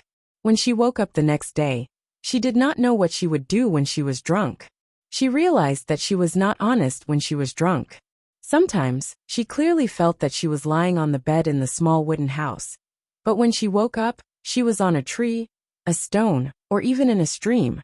And she was holding something in her arms, either a big stone or a wooden stick. The most frightening thing was that she was holding a long snake. Fortunately, when she was drunk, her sleeping position was a little strange when she woke up, and nothing major happened. What happened after she was drunk last night? Where did Rongyue Tianlan find her and carry her back to Nantian Palace? Originally, she had rushed to Rongyue Tianlan's place this morning to ask for an explanation. But after seeing that scene, and after everything that had happened, she felt that those questions were no longer important. It didn't matter if she asked or not. She drank the wine one mouthful at a time. Her watery eyes gradually became misty, and her cheeks turned red from the alcohol. The familiar feeling of dizziness grew stronger and stronger. The stars and moon in the sky were spinning, and the maple trees around her were spinning. Even her little wooden house seemed to be spinning. He was about to get drunk. She smiled, and a final thought flashed through her muddled mind. Rongyue Tianlan should be the first to see her drunk state. What did she look like when she was drunk? Should I ask him when I see him in the future? She was actually quite curious. After this thought flashed through her mind, she was completely drunk and did not know anything. The same sky, the same land. However, the location was different. Rongyue Tianlan was sitting on the moon-viewing peak from last night. The cold wind on the moon-gazing peak whistled, causing his clothes to flutter. He was also drinking wine, and the wine he was drinking was the same kind that had made Ji Xinyu drunk last night. Chapter 27-23. This kind of wine tasted soft, but it was extremely strong. Even with his alcohol tolerance, he would be knocked out if he drank an entire jar. But last night, Ji Xinyu drank half a jar, and it was under the condition that she was already drunk. By the time he realized it, the jar of wine had already been emptied. So he knew that she couldn't hold on for more than a quarter of an hour, and would definitely be knocked out after that. So after he brought her down the mountain, she had a strong personality, and probably didn't want anyone to find out her secret. So she simply said goodbye to him, turned around and walked away quickly, avoiding him like he was the plague. After all, he was still worried about her, so he followed her from afar. Firstly, he wanted to see if she would fall, and secondly, there were many fierce beasts in the mountain. If she fell on the road, she might be eaten by some wolf, worm, tiger, or leopard. He expected her to be drunk, but he didn't expect her to be so drunk, and even more so, he didn't expect her to be so charmingly naive after being drunk. His original plan was to send her out of the mountain, and if she didn't fall, he would let her be.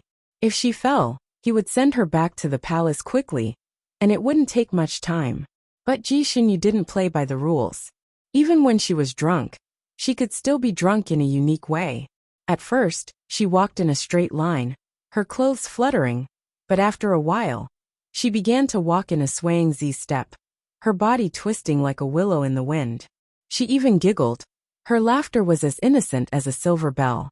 After that, she even began to hum a little tune, singing rhythmically and rhythmically. She was so drunk that she didn't even remember the lyrics of the song. He listened to her singing all the way, and he finally knew that she actually had a good voice. When she sang to her heart's content, she even danced under the moonlight. Because she was drunk, she also staggered while dancing, but her waist was softer than a willow, and her limbs were like the wings of a swan.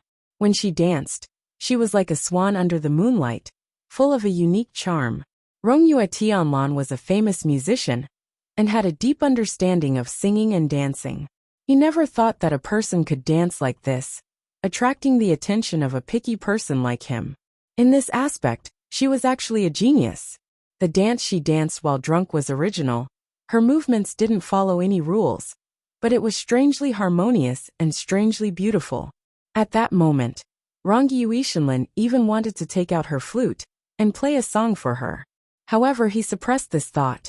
In front of him, Ji Xinyue had always been calm and collected, with the confidence of a man. After getting drunk, she finally revealed the naivety and innocence of a little girl, which amused him. His heart inexplicably softened, as if some kind of ripple was slowly spreading later. He found that she was not going down the mountain. She was running in a crooked direction towards a remote cave. Rongyue Tianlan naturally sensed that the cave was the lair of a unicorn. She was undoubtedly seeking her own death by bumping into it like this. On one hand, he secretly rejoiced that he had followed the right person.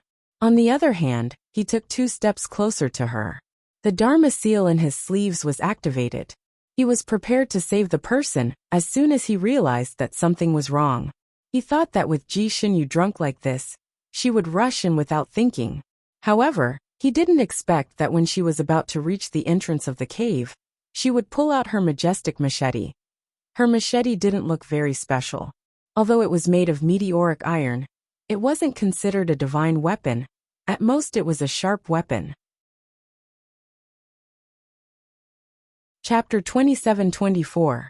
However, it was this saber that was ranked second in the weapon manual written by the martial artists of the Fanning continent. In the weapon manual, this saber was called a Jura saber. Many famous experts had fallen under this saber.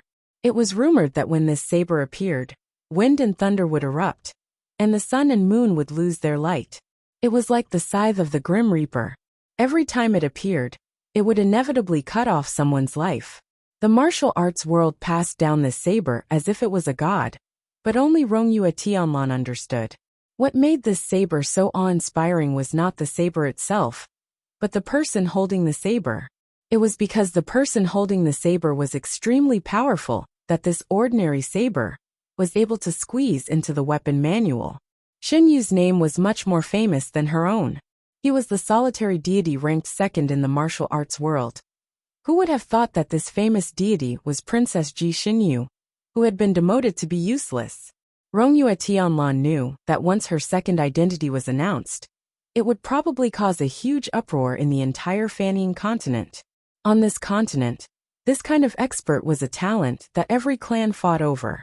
It was said that the emperors of the 4 clans tried every possible way to extend all kinds of olive branches to this deity. Rongyue Tianlan's information was not ordinary. He also knew that the South Heaven Emperor had sent people to contact this deity Shenyu many times, promising all kinds of generous conditions that could kill people to poach him under his command. Ji Shenyu was probably afraid of exposing her identity in her own clan, so she had always ignored the olive branch that the South Heaven Emperor extended.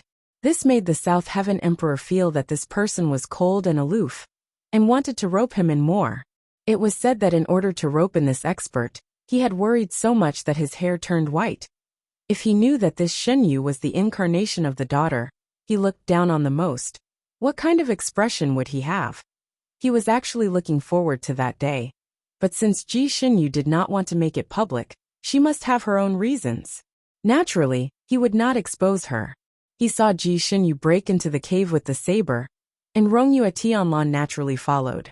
He saw that Ji Xinyu's vision was not good because she was drunk, so she walked in the cave and directly kicked the sleeping unicorn, successfully provoking this big guy to go crazy. Even if Ji Xinyu was drunk, her reaction was not slow, and she was not sent flying by the unicorn's claw. However, she had drunk too much and was half a beat slower during the fight. If Rongyue Tianlan had not secretly made a move to slow down the unicorn's movements by 3 beats, Ji Shenyu would probably have been torn apart alive. Such intense movements shook the alcohol in Ji Shenyu's body. She vomited in the middle of the battle, directly spraying the unicorn's face. This caused the unicorn, who loved cleanliness, to immediately break down. It actually ignored Ji Shenyu's large blade and directly used its claws to wipe its face. Not only did it wipe once, it even wiped a second time. Thus, the filth on its face was wiped clean, but its throat was also slit by the large saber, and it lost its little life. After the unicorn crashed to the ground, the drunk Ji Shenyu also sat on the ground. In the dark night, her pair of hazy eyes were abnormally bright. She was in a daze on the ground for a moment. Then, she actually staggered to the side of the unicorn's corpse and did something that Yu Tianlan would never have thought of. She pried open the unicorn's hooves and then dove into the unicorn's chest. Rong Yu Tianlan was dumbfounded. The unicorn loved cleanliness and had a body full of long fur, so its fur had always been as soft and clean as satin. Lying on such fur should not be uncomfortable, but this scene was still very shocking to the eyes. Chapter 27-25. A petite girl was lying in the arms of a long-haired beast. It was a classic Beauty and the Beast. Actually, because Ji Shenyu was very drunk, she showed her female appearance not long after she went down the mountain. Other than the clothes that were for men, every inch of her body was that of a woman. Her figure was very good. The places that should be protruding were protruding, and the places that should be perky were perky. Even if she was wearing a man's robe, the towering peaks in front of her chest could be seen. In her drunken state, she was probably afraid of the cold, so her body desperately squeezed into the unicorn's arms. Her little mouth was still mumbling, but it could be heard clearly. "Father, don't you love Shenyu anymore? Hug Shenyu." Rongyue Tianlan almost fell over.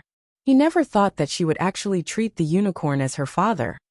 Her little face was filled with innocence and grievance, like a child who had yet to reach adulthood, longing for her parents' love.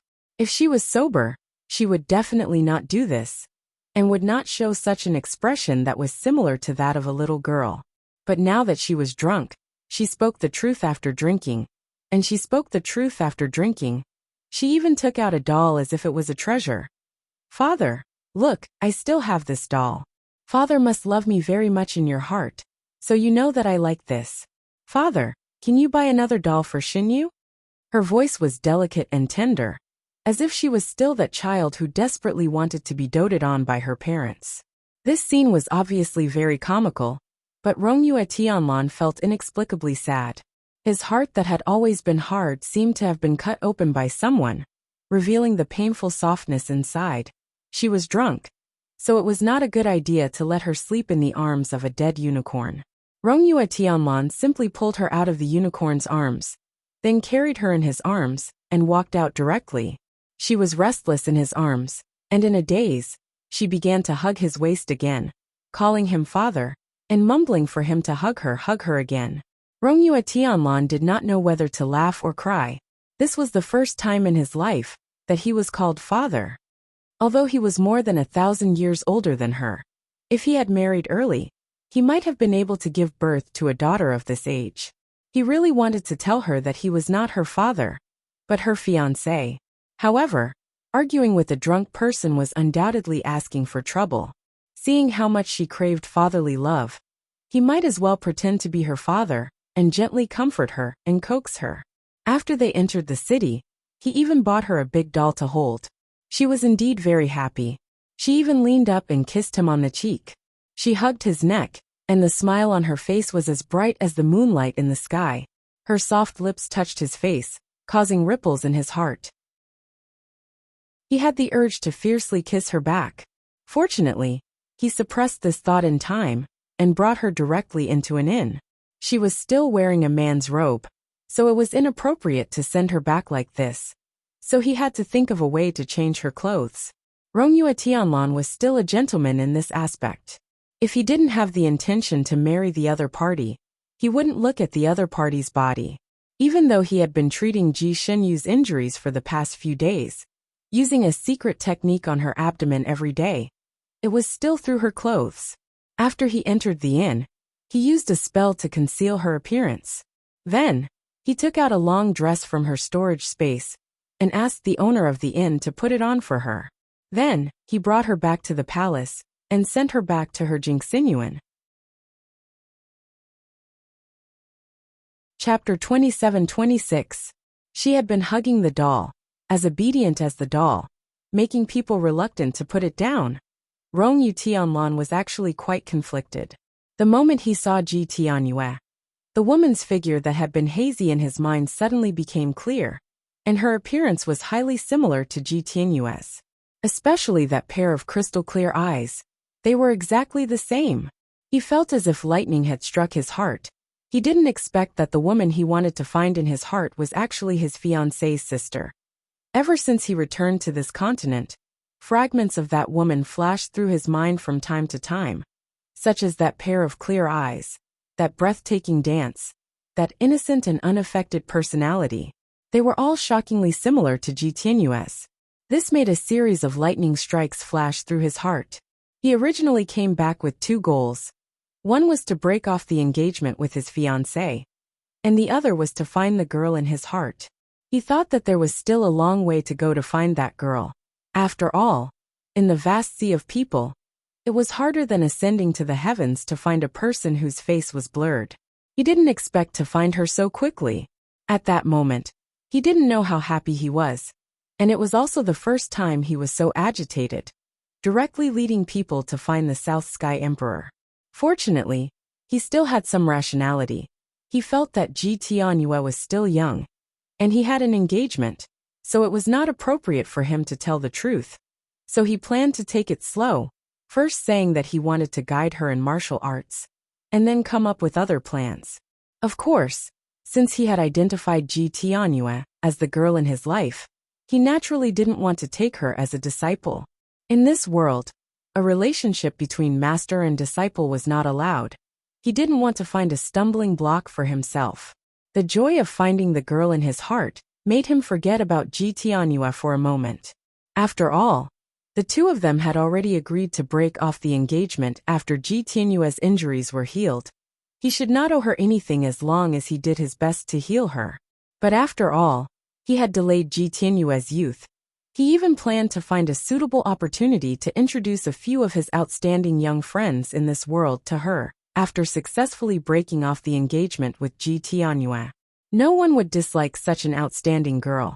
She would definitely be able to find her destined other half. He had always comforted himself like this, and had always done so. He felt that this was the most rational and appropriate way. He even gave himself a thumbs up in his heart for thinking this way. However, when he watched Ji Tianyue dance in the palace, he couldn't help but notice Ji Tianyue's expression. She had been hiding her emotions very well, so he couldn't see anything.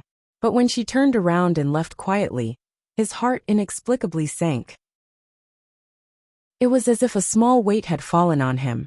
At that time, he even had the urge to chase after her. Later on, he brought Ji Tianyue out. Firstly, it was to celebrate the festival with her. Secondly, deep in his heart, he wanted to find Ji Xinyue, who had never returned. Her injuries had not healed yet. If she used her martial arts outside, she was afraid that it would worsen her injuries. He felt that he was acting out of humanitarian concern, and did not see anything wrong with it. As expected, he bumped into her at the foot of Moon-Gazing Peak. Her relationship with Rongyu Tianhuan was clearly not bad. The interaction between the two of them gave him a strange feeling. He had never thought that this cousin of his was an eyesore. But after everything that had happened on Moon-Gazing Peak, he had the urge to make this cousin disappear. The interaction between Ji Xinyu, Rongyu, and Tianhuan seemed particularly disharmonious in his eyes. This emotion was a little strange, and he couldn't figure out what it was. Chapter 27-27. He just felt that his cousin was a playboy, and was not worthy of being with Ji Xinyu. This made him, a perfectionist, have the urge to break them apart violently. After he sent Ji Xinyu back to the palace, he checked her injuries again, and saw that the wounds had indeed worsened, but they were not much of a hindrance. At most, he would extend the treatment period for her for a few more days, but that was not worth much. In the depths of his heart, he faintly felt that the longer the treatment period, the better. He was shocked by his own thoughts, and felt that his emotions were a little off. When he returned to his courtyard, he was in a daze. He did not sleep the entire night, and when he was about to fall asleep in the morning, someone reported that the little princess was injured. She cried for half the night, and was now clamoring to see him. Only then did he remember Ji Tianyu, who he had flirted with. When he heard that she was injured, he hurried over. Ji Tianyu's injuries were actually not serious, and with his medical skills, she was naturally cured. He felt guilty towards Ji Tianyu, so he stayed by her side, suppressing his yawns as he played chess with her and talked to her. He told himself that Ji Tianyu was the girl he had been searching for, and that he could not let her suffer any pain. He had to slowly grow up with her, and then marry her. Only then could he be considered complete. But when he was by Ji Tianyu's side, he faintly felt dull and bored. He was very fond of playing chess, and could concentrate fully every time he played. But when he played chess with Ji Tianyu, he could not raise his spirits. Her chess skills were too weak, like soft tofu that could not be played. The first time he was distracted while playing chess, he was thinking about Ji Xinyu's injuries. So when it was time to treat Ji Xinyu's injuries, he immediately bid farewell, and returned to his courtyard. When the servants in the courtyard told him that Ji Xinyu had come to find him, his heart inexplicably skipped a beat. Then he went to Ji Xinyu's courtyard. But he did not expect that she had already decisively left.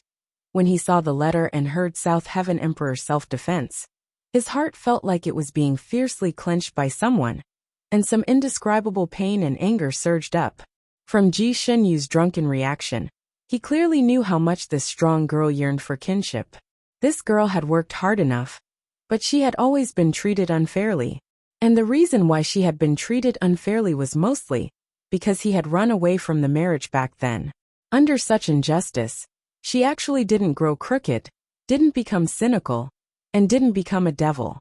Instead, she became a hero of a generation. It was really admirable. Such a girl should be treated with sincerity and deserve the best. He knew that she would definitely rush to the marriage pillar in the next few days, but he was afraid that she would use the flight spell regardless.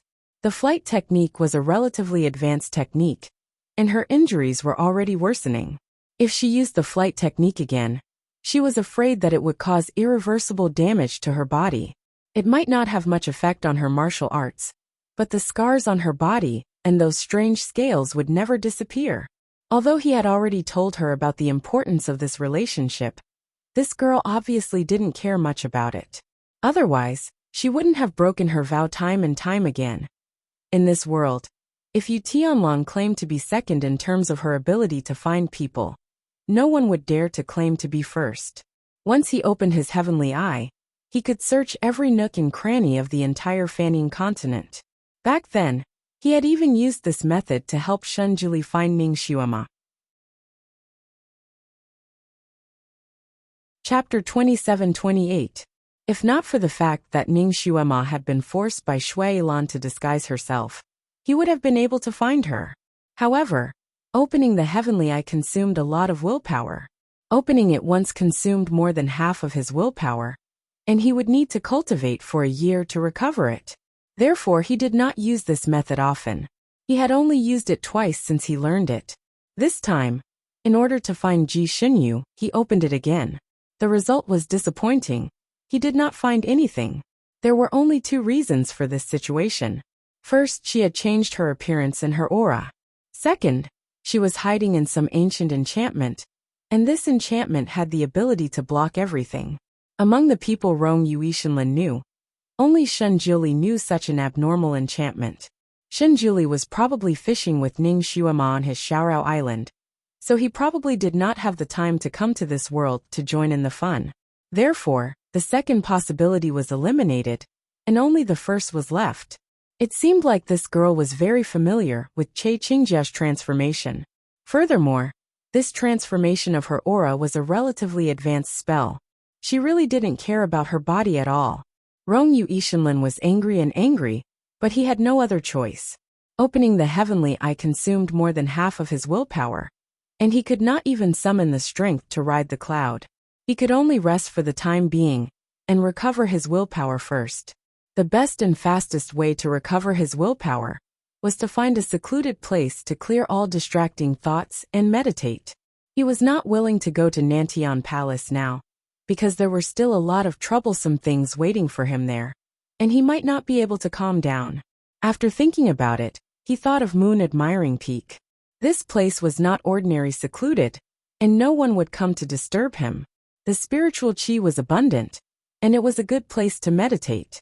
Of course, to be safe, he still called someone over. That person had not arrived yet, so he temporarily drank a little wine here. The moon in the sky was as big as a disc, and the moon was bright while the stars were dim. The moonlight of the 16th century was picturesque. Rong Yutianlan drank a mouthful of wine while facing the moon. Ji Xinyu's figure flashed across her mind, and the memories of her drinking and chatting with her last night flashed across her mind. Her heart shook slightly. Other than Shinjuli, this was the first time he had met such a bosom friend. If it wasn't for this marriage contract, he and she might have become best friends, right? He didn't know why, but when he thought about his best friend, he thought about Yunxi. Yunxi was his only confidant on the Tianxi continent. Of course, in his heart, he automatically ignored the gender of this confidant. His feelings for Yunxi were slightly weaker than his feelings for Shinjuli, but he still treated her as a good friend. However, they were only good friends. He never had any other thoughts about Yunxi. However, he vaguely felt that Ji Xinyue's position in his heart was different from Yunxi's. But he couldn't tell what the difference was. Perhaps it was because she used to be his fiancée in name, so there was a strange feeling in her heart. Just as he was pondering, there was a slight breeze in the distance, and a person floated down. Eighth cousin brother. It was Rong Yutianhuan. Rong Yutianlan raised his cup at him. Come and sit. Rong Yutianhuan did not stand on ceremony, and sat across from him.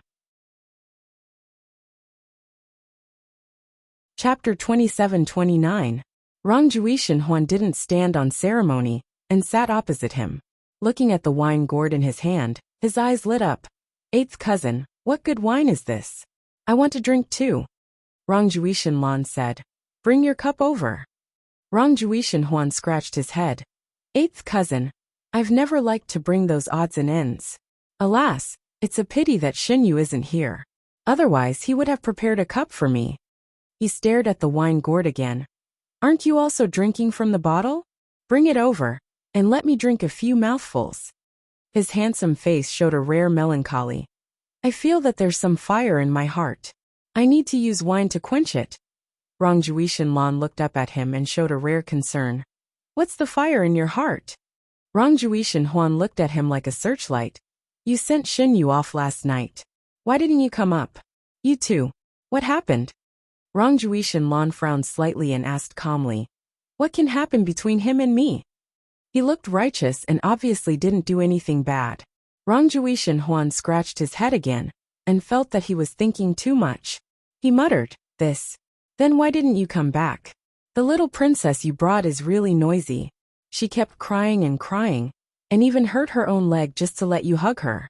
In the end, you didn't come back. The little girl was so wronged that she cried. Rong Juishanlan raised his eyebrows. She hurt her own leg. Of course. Did you think I was the one who kowtowed to her? I'm not interested in this kind of little flower.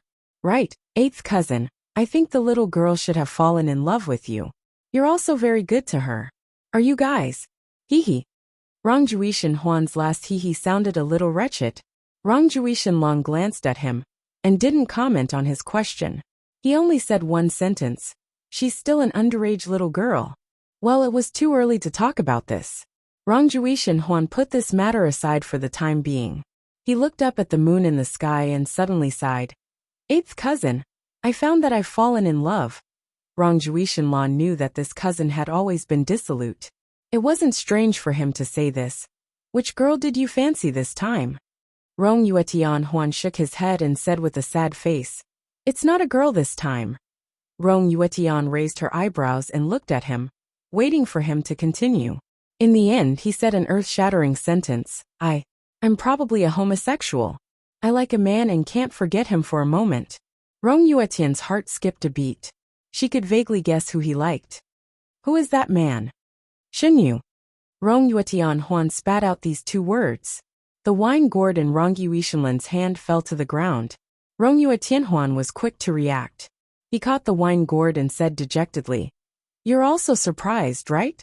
Sigh, even I am surprised by this. But this is the truth. Every time I see him, my heart beats wildly, and I want to treat him well. Sometimes I even want to hug him. Seeing him is not the normal kind of nervousness, but every time I see him, I long to see him again. I didn't have this kind of feeling towards the beauties I admired before. Do you think I have fallen in love? At that time, I wasn't sure myself. Because of this, I specially went to find those beautiful women and wanted to take them with me to admire the moon. However, those women who had moved my heart before, I no longer had the same feelings with them as before." Chapter 27:30. Rongyue Tianhuan cried miserably. "Eighth cousin, look, I'm gay, right? If my father knew about this, he would beat me to death." He raised his hand and drank a big mouthful of wine. "What should I do?" Rongyue Tianlan looked at him for a moment, then got up and said lightly, "You're not gay. You just lack women. Go back and find another woman. Don't think about that Shenyu. He's not suitable for you. If you reveal your thoughts, I don't know if your father will beat you to death, but Shenyu will definitely beat you to death. Your friendship will end here as well." Rongyue Tianhuan shivered. "Really?" Rongyue Tianlan said seriously, "Of course it can't be more real. Tianheng, repent and be saved. You're the only child in your family. If you're gay, your father will probably go crazy." Rongyue Tianhuan shivered again. This was really possible. After all, his father was a famous hot-tempered prince. He had a fiery temper and would explode at the slightest touch. He cried miserably and looked at his eighth cousin for help. "Then what should I do?" Rongyue Tianlan gave him a few words. "Salad. Repent and be saved." Rongyue Tianhuan lowered his head like a frosted eggplant. "If I listen to my father, I'll probably marry that Princess Ji Xinyu that you don't want." Rongyue Tianlan froze. The scene of Rongyue Tianhuan and Ji Xinyu bowing to heaven and earth flashed in his mind. He glanced at him coldly and said, "You don't match her. You don't have to think about this. Ji Xinyu was so outstanding. She must find an absolutely outstanding man to match her." Rongyue Tianlan went through all the candidates in his heart these 2 days, but he couldn't find a suitable candidate. He selfishly felt that no one could match such an outstanding girl. And Rongyue Tianhuan, this dandy, was even worse. Such a beautiful flower couldn't be stuck on cow dung. Rongyue Tianlan, who had always pursued perfection, felt unbearable when he thought of that scene. Rongyue Tianhuan wanted to say more, but was interrupted by Rongyue Tianlan. "Tianheng, I'll give you this gourd of wine, but you have to guard me for an entire day." Rongyue Tianhuan finally saw that Rongyue Tianlan's complexion wasn't too good. After drinking so much wine, his handsome face was still somewhat pale. "What's wrong with you?" Rongyue Tian patted his shoulder. "Don't let anything disturb me while I'm meditating. I'll leave my safety in your hands. Can you do it?" Rongyue Tianheng was still very loyal, and immediately puffed out his chest. "Yes. Don't worry, with me as your protector. Even if a dragon flies over, I can beat it away." Rongyue Tian sat in meditation. His posture when meditating was exceptionally free and easy, different from any other way of meditating in this world. A faint light flashed from his body. He sat in the light, like a phoenix young master undergoing nirvana. Rongyue Tianheng squatted at the side and watched for a while. Suddenly, he thought of a problem. He still hadn't asked whether that Princess Ji Xinyu was beautiful or not. Also, his cousin said that he was not compatible with the princess. Did he think that his cousin was outstanding, and the princess was not compatible with him? I didn't think that I had such an important position in my cousin's heart. In that instant, Rongyue Tianhuan reached perfection. Ji Xinyu didn't expect that her engagement with Rongyue Tianlan would be so popular during the engagement, adding countless gossip topics to the continent and entertaining the public for 3,000 years. The cancellation of the engagement could also shock the people and make the whole world know about it. Chapter 2731. Princess Ji Shinyu of the Nantiang clan and Her Highness Rong Yu Tianlan of the Eastern Sky clan were going to break off their engagement in front of the Pillar of Marriage on the 24th day of the 28th year of the Fanning calendar. No one knew why this news spread, but it spread like a virus throughout the entire Fanning continent. Soon it spread to every corner. Not only did the officials and nobles of various clans know about this news, even the peddlers on the streets were spreading the news everywhere. People were guessing when these two people would arrive, and how they would arrive. Ji Shinyu's outstanding appearance at the palace banquet a few days ago had stunned many people. Naturally, these deeds of hers also spread throughout the Fanning continent. Everyone knew that she was originally a top beauty. Although she was wearing a veil at that time, everyone could already tell that she was a beauty, and a super beauty at that. The more veil she wore, the more it aroused people's curiosity. There were already people guessing her facial features, based on the undulation of the veil. There were even busybodies who painted her according to the rumors. These portraits were naturally of a variety, but it aroused people's interest even more. They wanted to know what this princess looked like. Originally, this princess's whereabouts were unknown. No one knew her true appearance, and no one knew her whereabouts. Now people got the news that she was going to Misty Mountain to break off the engagement. This news was like a shot of chicken blood, igniting everyone's nerves. Countless people rushed to Misty Mountain to see this big show. Therefore, when Ji Shinyu came out of her peaceful little nest that day, her ears were filled with this news. People were discussing it when she was eating, people were discussing it when she was drinking tea, and even people were discussing it when she was on the road. Because there were many mysterious factors about her, and she was a typical example of a salted fish turning over a new leaf. People gossiped about her even more than Rong Yu Tianlan. Many people took those strange portraits and compared them everywhere, looking for her hidden among the common people, as if they were searching for a treasure. There were accurate rumors that this princess and Her Highness Rong Yu had broken off their relationship, and the two of them would come separately. At this time, people were guessing that this princess would appear at the foot of Misty Mountain in the most eye-catching manner. The scene must be amazingly beautiful. The princess was already a monarch god, so the most eye-catching appearance was to step on a cloud and slowly descend. Many people rushed to the Misty Mountain early, in order to catch a glimpse of the peerless beauty of the princess. There were also some people who were on their way to the Misty Mountain. Some big sects that were good at scheming felt that this princess would definitely come from the sky, so they set up all kinds of hidden sentries in the sky, wanting to see her as soon as possible. There were also some people who thought that the princess would probably use the lost snow-treading divine skill, which was known as the traceless snow-treading divine skill. Therefore, every road leading to the Misty Mountain had been set up with secret sentries to secretly observe the figures that were flying past, an inescapable net. In order to watch the fun, they even set up an inescapable net. It could only be said that the people of the Fanning continent were actually very free. In order to get first-hand gossip, they were willing to go all out. There were still 5 days until the agreed date. Regardless of whether the princess wanted to travel by air or land, she should have already set off by now. Those spies began to become extremely nervous, as if they had been injected with chicken blood. Their eyes were like searchlights as they searched for the princess's figure. Chapter 2732. And at this moment Ji Shinyu, who was supposed to be rushing along in a flashy fashion, was leisurely leaning against a carriage. The carriage was pulled by 4 wind-chasing leopards, running on the wide road. Its speed was no slower than anyone running with qinggong.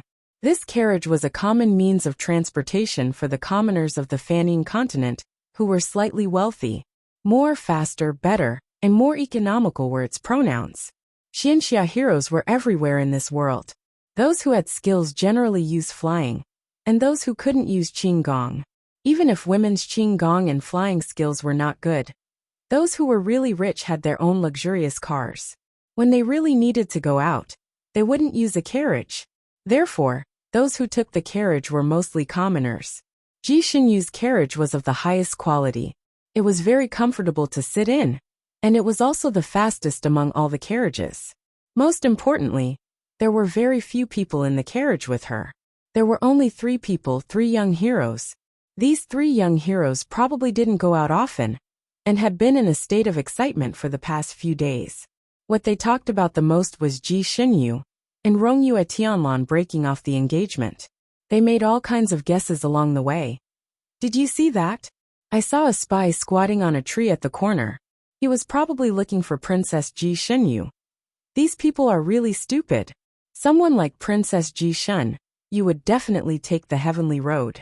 How could she run on land? It's useless to guard her. That's right. I heard that this princess is unparalleled in beauty. She can make people's souls fly away with just one look. I hope we can see her appear this time. Even if we can only see her from afar, I can die without regrets. If we get there early, we should be able to see her, right? After all, there are 2 ways to enter the Misty Mountain. She will definitely take one of them. We have to make this carriage run faster. Look, all the carriages along the way are running in the same direction. They must be going to see the show. If we get there late, I'm afraid we can't even squeeze through the mountain gate. We can't even see the princess shadow. Wouldn't it be a waste to run so far? That's right. Then let's make the carriage run faster. One of the youths went to urge the carriage owner outside. Ji Xinyu had been silently resting with her eyes closed. The attention of the 3 young heroes was focused on the outside of the carriage.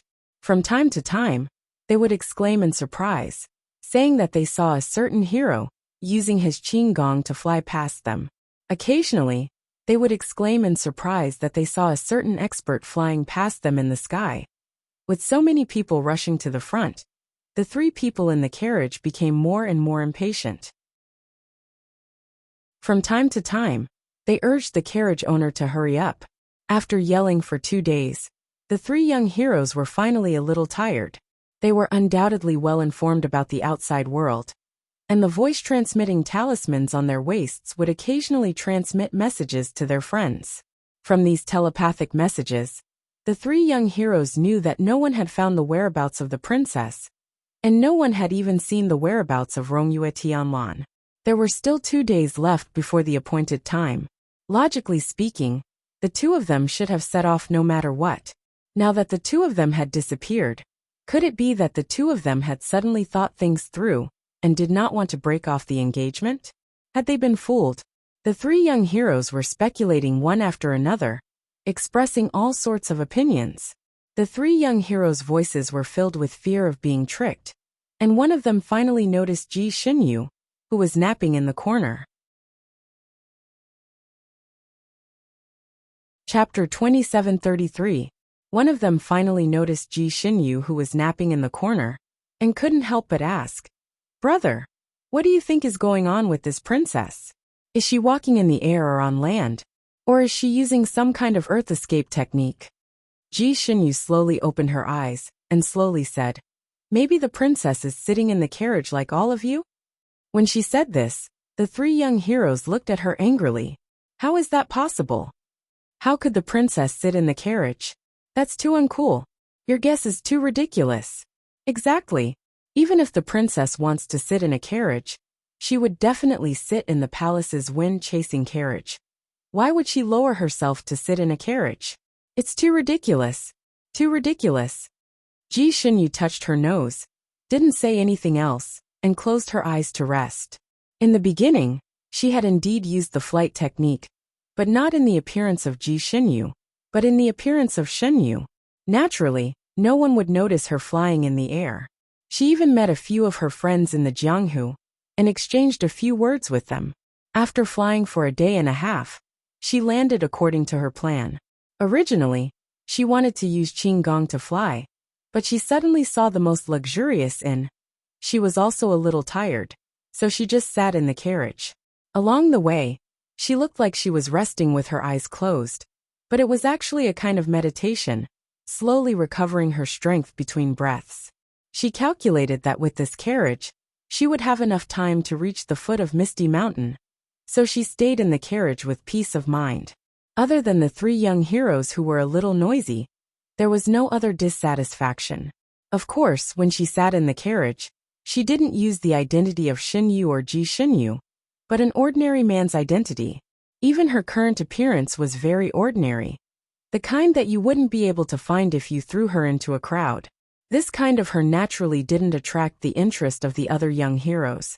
And they also didn't disturb her, letting her have a lot of peace and quiet. Her answer just now made the three of them thunderstruck, and they directly classified her as a stinky brat without any imagination, and didn't talk to her anymore.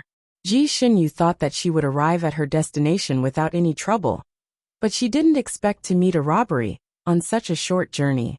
The robber fell from the sky, and with a bang, he fell in front of the carriage, and was almost stepped on by a leopard pulling the carriage. Fortunately, the robber reacted quickly, and jumped onto the shaft of the carriage shouting, "Robbery!" That sound was like a clap of thunder, shaking the entire carriage. The coachman almost fell off the carriage, Ji Shinyu's eyes slightly open, and the other three young heroes in the same carriage all jumped up. The three young heroes were not afraid to die, and they were not afraid of trouble, and they all rushed out ready to fight. Outside the carriage, there were endless sounds of shouting and cursing. After a while the robber use and use shun use ates. T the yas you shun use yuet. You use misty you no teat. You. After saying this, the robber kicked open the carriage's door, and prepared to stretch and enjoy himself in the carriage. Suddenly, he saw Ji Shinyu, and his eyes widened like copper bells. Fuck, there's actually another one here. Chapter 2734. He rolled up his sleeves and rushed over. Although the acupoints of the three youths were sealed, their mouths were not sealed. One of them was quite kind. Brother inside, don't fight with him. He's a monarch immortal, we're not his match. Before he could finish his words, a body flew out of the carriage and landed on the side of the road with a loud bang, creating a large pit and raising a cloud of dust high up into the air. The three youths couldn't bear to watch and closed their eyes. It's over. With such a big commotion, the youth who spoke like a madman was either dead or crippled. After they regained their freedom, they would first check on that person's injuries to see if he could be saved. One of the three young heroes was more hot-blooded. He closed his eyes and shouted, "If you want to rob the carriage, then just rob it. Why do you have to injure people? Do you think you can bully people just because you're a monarch immortal?" Before he could finish his words, he suddenly felt his body lighten. The acupoints that were sealed were unsealed. He was stunned and opened his eyes. Before he could react, a faint voice came from the carriage. "Do the three of you still want to ride the carriage?" It was the youth in the same carriage. The three young heroes jumped up from the ground and saw that the person lying in the pit by the roadside was the robber. The robber's face was purple, and he stared into the carriage hissing. He wanted to say something, but he couldn't say anything. The ordinary youth in the same carriage was actually an expert. The three young heroes were both happy and shocked. They patted the dirt off their bodies and jumped into the carriage. The carriage sped up again. The three young heroes looked at Ji Shinyu, who was resting with her eyes closed. Their eyes filled with disbelief. He actually beat a monarch immortal off the carriage so easily. What was the background of this ordinary youth in front of them? "We've been traveling together for many days, but we still don't know your name. Can you tell us?" One of the young heroes started to speak in a genteel manner, and even flicked his sleeves. "Shun." Ji Shinyu spat out a word. "Hero Shunyu." One of them shouted. The other youth immediately retorted, "Brother, don't randomly identify people. Although this young hero's surname is Shun, he might not be Hero Shinyu." The brother also reacted. Although the three of them had never seen Shinyu before, they had heard of his deeds. They had heard that his appearance was quite handsome, and the youth in front of them could at most be considered delicate and pretty. That elder brother was very forthright. He laughed and said, "It doesn't matter. Even if it's not Hero Shinyu, it's still very powerful. Brother Shun, can we become friends?" Ji Shinyu smiled but did not answer. Instead, with a shake of her hand, she took out a chessboard. "Do any of you know how to play chess?" "Isn't it boring to travel such a long distance? Why don't we play a few rounds?" In this continent, all men probably knew how to play chess, especially those young heroes of the Jianghu, who treated chess as a compulsory course to keep up appearances. And these three young heroes were all chess experts. One of the youths immediately lifted his clothes and sat opposite Ji Xinyu. I'll go first. In terms of martial arts, the three of them might not be a match for this young man surnamed Shen. But in terms of chess? Playing chess requires talent. These three young heroes came from a family of chess masters. Although their martial arts were not up to standard, their chess skills were top-notch. One of them was even known as a chess genius, and had never met a match since his debut. And the three brothers also happened to have the surname Qi. Ji Xinyu was too lazy to remember their names, so she called them first Young Master Qi, second Young Master Qi, third Young Master Qi. Chapter 2735. The Qi brothers' chess skills were reversed. Eldest young master was the worst, while third young master was the best. 2 hours later, first young master and second young master both lost with their faces covered in dirt. Third young master, who rarely played chess with others due to his status as the chess saint, finally couldn't help but play, sharpening his sword to regain his dignity. Third young master held on for a longer time. His face was red as he scratched his ears and cheeks for nearly an hour before he finally lost. Naturally, third young master was not convinced. It was chess, after all, one game couldn't determine the winner. Thus, when it was dark, third young master Qi lost 3 games in a row. Although the three Qi brothers had lost the game, their admiration for Ji Xinyu was like a rising tide, endless and unending. The three Qi brothers realized that although this young master Shen looked ordinary, he had a very special temperament that made them want to get close to him, but not dare to be rash. What was even rarer was that this young master Shen was very forthright and knew a lot of things. He was an expert in rock, paper, scissors, wine tasting, and chess, so he got along well with them. By dinner time, the three Qi brothers were already so familiar with her that there was no distinction between you and me.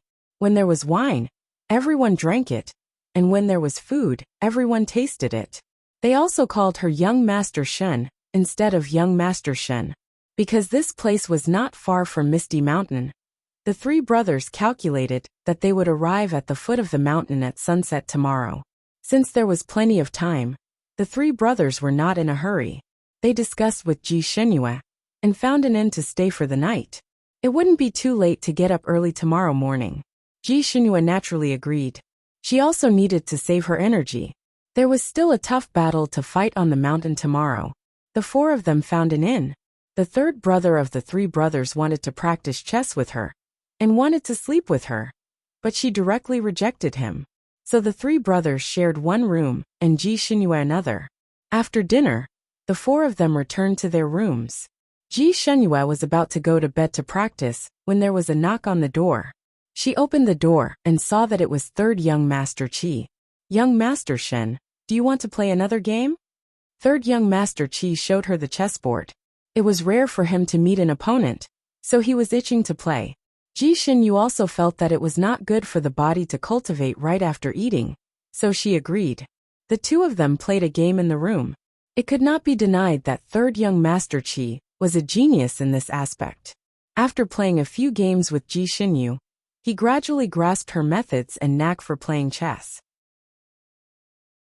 It would not be as easy for Ji Xinyu to win against him as it was in the beginning.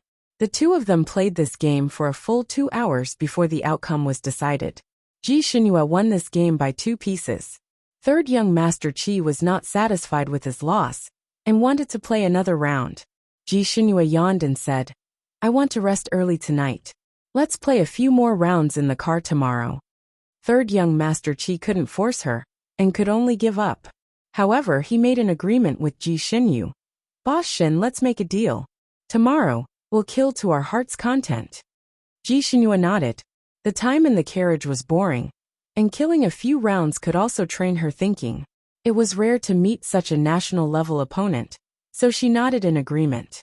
Only then did third young Master Qi leave. Before he left, he suddenly said, Boss Shen, I feel a little strange tonight. It's like there's a pair of eyes staring at me from behind. It's making my hair stand on end. Do you have the same feeling? Ji Shinyu glanced at him. Was this brat trying to scare her? It seemed like he hadn't given up on his desire to sleep with her. So she smiled and suddenly stared at third young Master Chi's back. What's behind you? Chapter 2736. Third young Master Chi was so scared that his hair stood on end. He screamed and threw himself at Ji Shinyu. Ji Shinyu did not expect him to be so timid. She blocked him and knocked him down. Hey, you're too timid. Third young Master Chi almost hugged her leg. He trembled and said, I'm scared of ghosts the most. Behind, what's that? Ji Shinyu sighed. Just a cockroach. Third young Master Chi was speechless.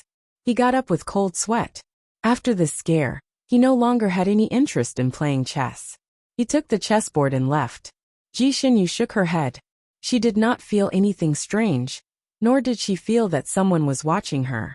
With her makeup, even if her biological parents came, they would not be able to recognize her. Naturally, no one would be watching her. She closed the door, washed up, and went to bed. She closed her eyes and slowly immersed herself in cultivation. There was no moon tonight, only stars filled the sky. On the dark roof of the inn, a person sat alone. The autumn wind was cold, and the autumn wind was cold. A red pot and a red stove were slowly brewing tea. This person was actually brewing tea in this kind of place. He was not an ordinary person. This person was obviously an expert in kung fu tea. His movements were as smooth as flowing water. After a while the aroma of tea rose in spirals. That person seemed to be absent-minded tonight. The tea he brewed did not seem to be at the right temperature. After taking a sip, he put down the cup. He simply lay on the roof and rested his head on his hands to think. There was a breeze below, and a young master in black flew up. The young master who brewed tea was disturbed. He was a little unhappy, but he did not get up. He only supported his head with one arm and glanced at the young master in black. The young master in black had good martial arts. When he landed on the roof, he was like a falling leaf, not making a sound. The young master in black had a rare handsome appearance. After he jumped on the roof, he looked around. The young master in black was sitting lazily in front of him, but he did not seem to see him. After looking around the roof, he frowned and whispered, "Strange, there's no one here. Why do I feel like there's someone up there?" His nose twitched slightly, and he was even more surprised. Did I smell wrong? I can actually smell the aroma of tea here. He turned his head and looked around, but he still didn't see anything. The faint fragrance of the tea seeped into one's heart and mind. The young master in black couldn't help but take a few more whiffs. It was late at night, and the cold wind blowing on the roof was quite chilly. The black-clothed man shook his head slightly. I'm probably being paranoid. Who would come up to the roof to make tea in this kind of weather? This tea aroma is probably coming from the other guests' rooms. It's not convenient to disturb them at this time. The young master tea maker lazily propped up his head and looked at him, muttering to himself. He had no intention of paying attention to him. This place was close to the Misty Mountain. Due to the large number of people who came to watch the fun, the originally deserted inn was a little overcrowded. There were all kinds of people, and there was no lack of experts among them. For example, this black-robed young master should have reached the level of monarch god. Just as the black-clothed young master was about to jump down from the roof, his vision suddenly darkened. Ji Shinyu's figure flashed and landed on the roof. A slender sword in her hand pointed at the black-clothed young master's forehead. "Sir, what are you trying to do by peeping here?" The black-clothed young master used several movement techniques in succession, but he still couldn't avoid the sword in Ji Shinyu's hand. Surprise appeared in his eyes. "You are?" Ji Shinyu's current appearance was that of an ordinary person, but her movement techniques were not ordinary at all. Chapter 2737. The black-clothed man was quite knowledgeable, and he knew almost all the masters in the world. But Ji Shinyu was so unfamiliar. He had never seen her before. "Don't worry about who I am." Ji Shinyu was impatient. "What are you trying to do by peeping here?" The black-clothed man smiled bitterly. "I came up because I thought there was someone hiding up there. But I didn't expect it to be empty. I was about to go down when I bumped into you. He looked at Ji Xunyu again. I see that your skills are extraordinary. Would you like to go down and let me treat you to a drink? He wanted to make friends. Ji Xunyu came up to catch the peeping Tom, not to make friends. Besides, she also recognized who this person was. He was the only son of the West Sky Emperor, known as the Jade-Faced Azura, Shi Shuangqing. This person liked to make friends very much. He knew all the masters in the Sanyin continent. He had a wide circle of friends, comparable to Rongyue Tianlan in the past. Ji Xunyu only wanted to keep a low profile, and didn't want to use this ordinary identity to make friends, so she coldly refused. No need. She turned and flew down from the roof. Curiosity flashed through the black-clothed man's eyes. He pondered for a moment, shook his head, and suddenly smiled. He jumped down from the roof and returned to his room. The young master who was brewing tea had been watching in silence, but he didn't make any movements. There was a barrier around him. If he didn't want anyone to see him, no one could see him, unless it was someone of a higher level than him. But was there anyone in this world who was of a higher level than him? He stood on the roof for a while, and drank a few cups of tea before floating down. But this time, he appeared directly in Ji Xunyu's room. After Ji Xunyu returned to her room, she sat for a while, but she didn't know why she was a little irritated. She got out of bed and moved a little. She opened the window, and a faint tea fragrance floated in from outside. Strangely enough, this matcha fragrance actually calmed her slightly agitated heart down. Tea was supposed to be refreshing, but this tea fragrance had a calming effect. After her irritated heart calmed down, she gradually felt sleepy and simply went to bed. She often had insomnia, but this time she fell asleep with her pillow. In a daze, she seemed to feel that someone had sat beside her and pulled up her loose sleeves. She was an alert person. When she felt that something was wrong, she subconsciously wanted to open her eyes. However, she was probably too sleepy. Her eyelids seemed to weigh 1,000 pounds, and she could not lift them at all. Feeling anxious, he fell into a deeper slumber. This time, she seemed to have had a very deep dream. In the dream, she was an innocent and cute little princess who was deeply loved by her parents. The beginning of the dream was very sweet. She received the love of her parents that she had always longed for. She could also maintain that innocence. In her dream, she even fell in love with a man who could topple cities. This man treated her like a precious pearl and played with her hand. I want to marry you. You must come and marry me. Ji Xunyu, who was in deep sleep, suddenly muttered these words. The man who was sitting by her bedside and applying ointment on her wound suddenly paused and looked down at her. She was sleeping very soundly. Her eyebrows were arched, and the corners of her lips were curved. It was unknown what kind of sweet dream she was having, but she seemed to be very happy. The man looked at her for a moment and whispered, Who do you want to marry you? Who do you like? His voice was magnetic and gentle. In the dark night, there was a hint of seduction. The smile on Ji Xunyu's lips suddenly disappeared.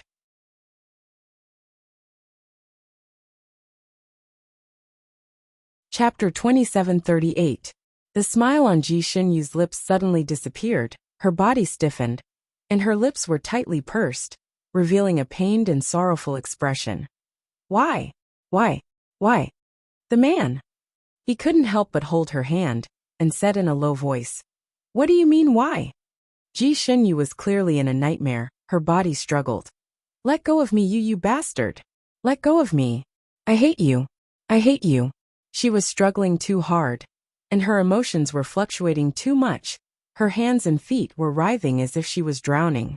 Her current state was obviously not conducive to healing. The man frowned slightly and steeled his heart. He pressed his palm directly on a certain acupuncture point on her chest. A faint blue light was emitted from his palm and entered her body. This light clearly had a calming effect. Ji Xunyu, who was struggling painfully, finally calmed down. Her small mouth opened and closed a few times, as if she wanted to say 3 words, but no sound came out. A large teardrop rolled down from the corner of her eye. The man looked at her mouth and thought for a moment, and vaguely spelled out yi.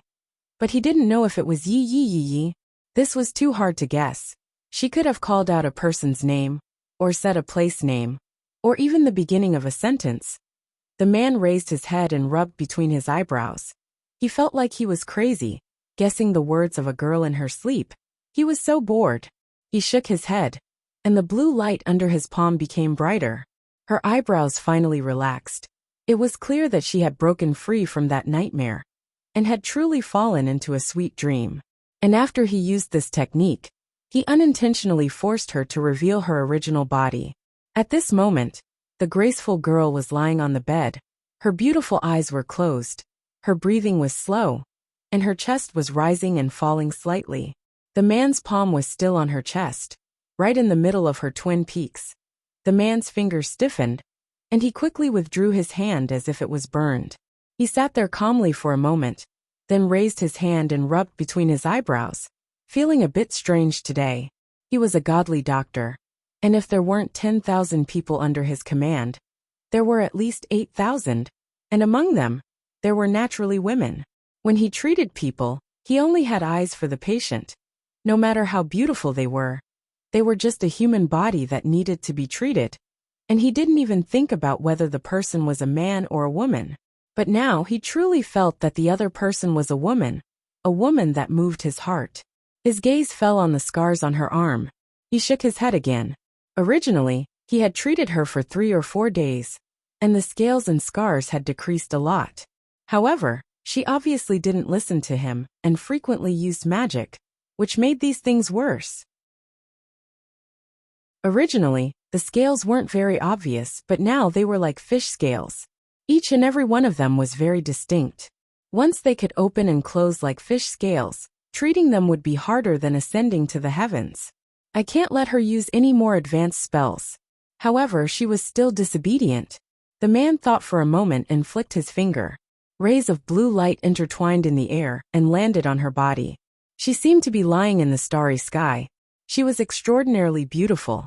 When the blue light fell, Ji Xinyu's body trembled slightly. Her face turned red for a moment before returning to normal. She did not wake up and was still sleeping soundly. Only then did the man let out a sigh of relief.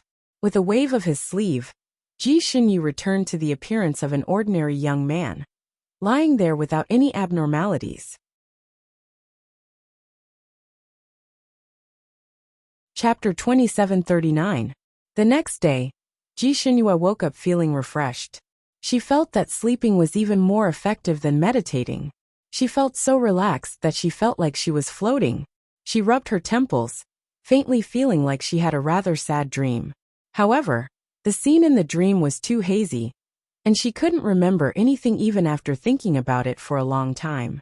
She had never paid much attention to this dream. Since she couldn't remember it, she might as well not think about it. She walked out of the door in high spirits, only to see third young Master Qi running out with a sallow face. "Boss Shen, we can't go with you. Little brother. Little brother's stomach isn't feeling well." Before he could finish his sentence, his expression changed. "Little brother, please excuse me." He ran toward the latrine like a wisp of smoke. Ji Xinyue. First young Master Qi and second young Master Qi also ran out of the room, their faces sullen. "Boss Shen, my third brother has had a stomachache since the middle of the night. He has been running non-stop for 18 times, and there are still no signs of it stopping. If you're in a hurry, we can let you have the carriage.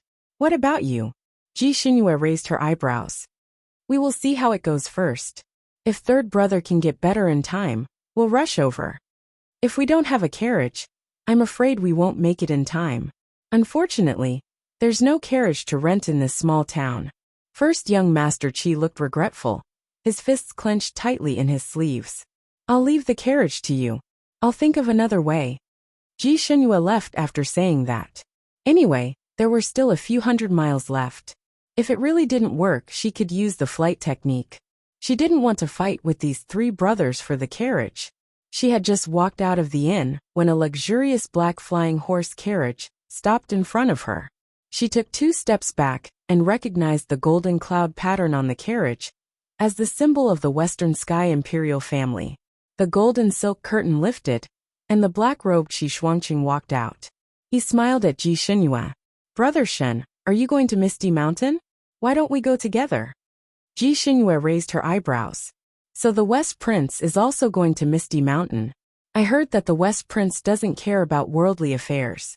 I didn't expect you to be interested in this.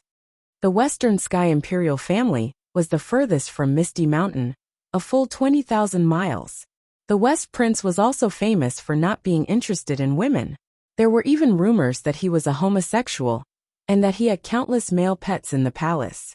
Could it be that the reason he went to Misty Mountain this time was because he had taken a fancy to Rong Yuetian? However, with Rong Yuetian's character, if they wanted to make him gay, she was afraid that he would directly ask someone to break his arm. Shi Shuangqing said, I'm interested in those two people. Here it comes. She was right. Shi Shuang City was interested in Rong Yuetianlan. The reason why he added her, Ji Xinyu, was probably to deceive others.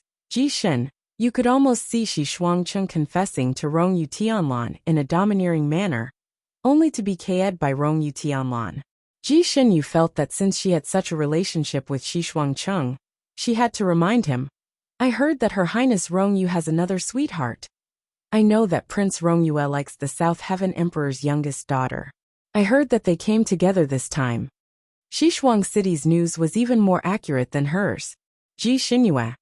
Her first reaction was that the whole world knew about Rong Yuetianlan and Ji Tianyue's love. His second reaction was that the West Prince had come all the way here just to watch the show.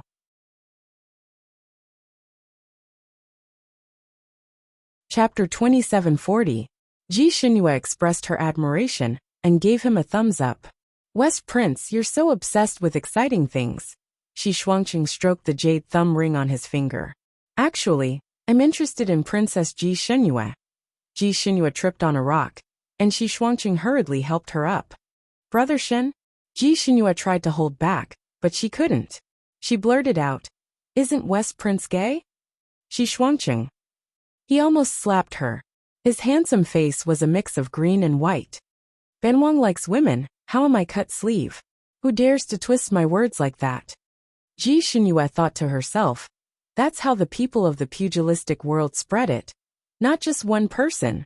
Looks like this West Prince was also wronged by the rumors. Also, this prince was protected too well by his subordinates, so it was normal for him to have never heard of such rumors. Ji Shenyu had a feeling that they were both people who had fallen into the same predicament. However, she was still a little curious. The world avoids this Princess Ji Shenyu like the plague. Why would your highness? Shi Shuangqing sized Ji Xinyue up and said, Brother Shen, have you heard the latest rumors about Princess Ji Xinyue in the pugilistic world? What rumors? This princess finally showed her true self at the Nantian Palace's banquet. It's said that her beauty is enough to topple cities, and she defeated Chang Bubi single-handedly. She's a rare heroine. Now, all the unmarried princes of the various clans want to see this princess's true face, and many of them are interested in her. Just this time, the princes of the Western Sky, Eastern Sky, and Northern Sky have all moved out. I heard that the East Sky Emperor is rubbing his hands together to propose marriage to Princess Ji Xinyue for his youngest son. Shi Shuangqing told her all the gossip he knew. Ji Xinyue's lips twitched. The East Sky Emperor didn't have many good points, but there was one thing that was indisputable. He was good at giving birth. 3,000 years ago, Rong Yuetianlan was his youngest son. 3,000 years later, he gave Rong Yuetianlan 3 more younger brothers. His eldest and second younger brothers were probably afraid that if Rong Yuetianlan didn't come back, Ji Xinyu would be forced to marry them.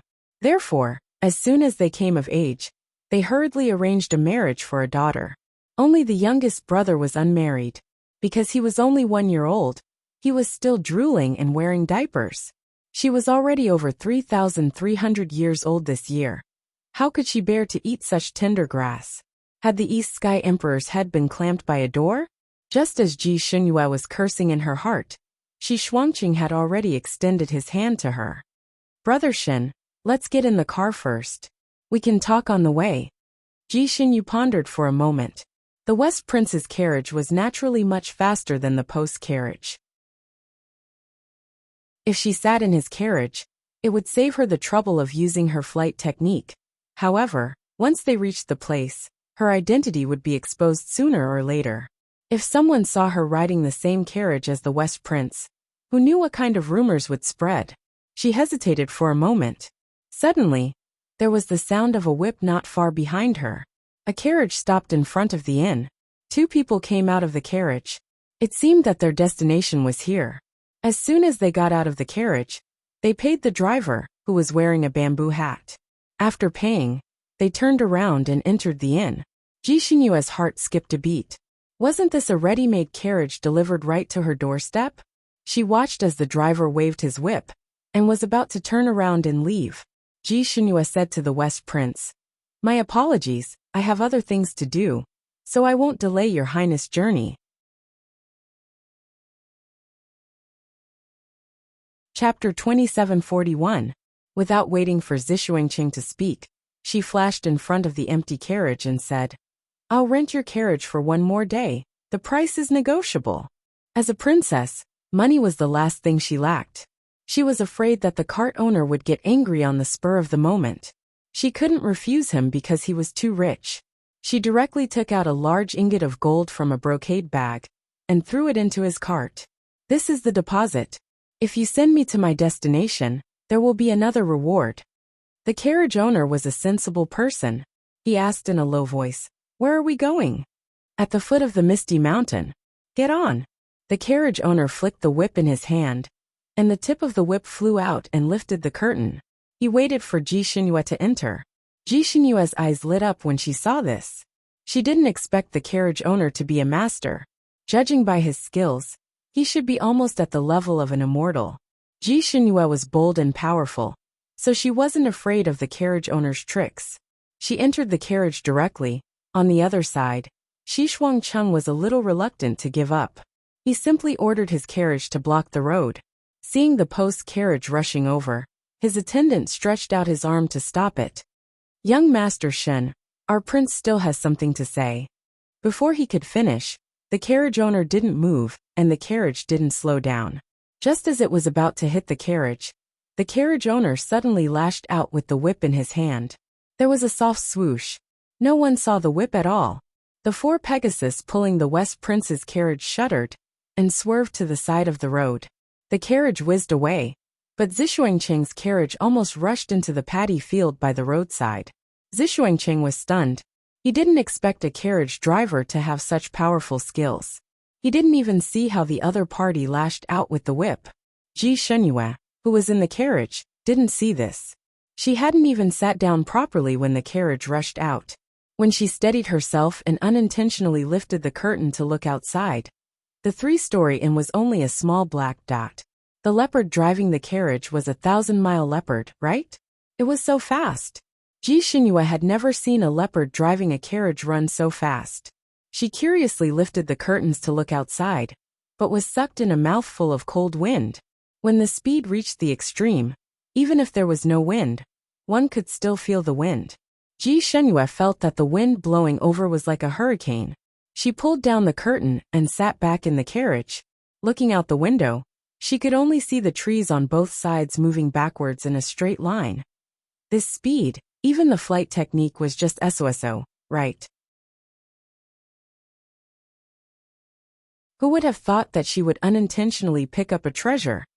The carriage was indeed heading in the direction of the misty mountain. Ji Xinyue leaned against the window and looked at the scenery outside for a while. She was a little bored, so she looked inside the carriage. His heart skipped a beat. The design of the carriage was extraordinarily exquisite. The carriage didn't look big, and the interior wasn't luxurious. However, every table and every stool was placed in the right place. It couldn't be more appropriate. It was extremely comfortable to sit inside. What was even rarer was that there were some hidden doors in the carriage. For example, if she pressed here, a drawer would pop out. There were exquisite snacks in the drawer. If she pressed there again, a small table would flip out. There were teapots and cups on the table.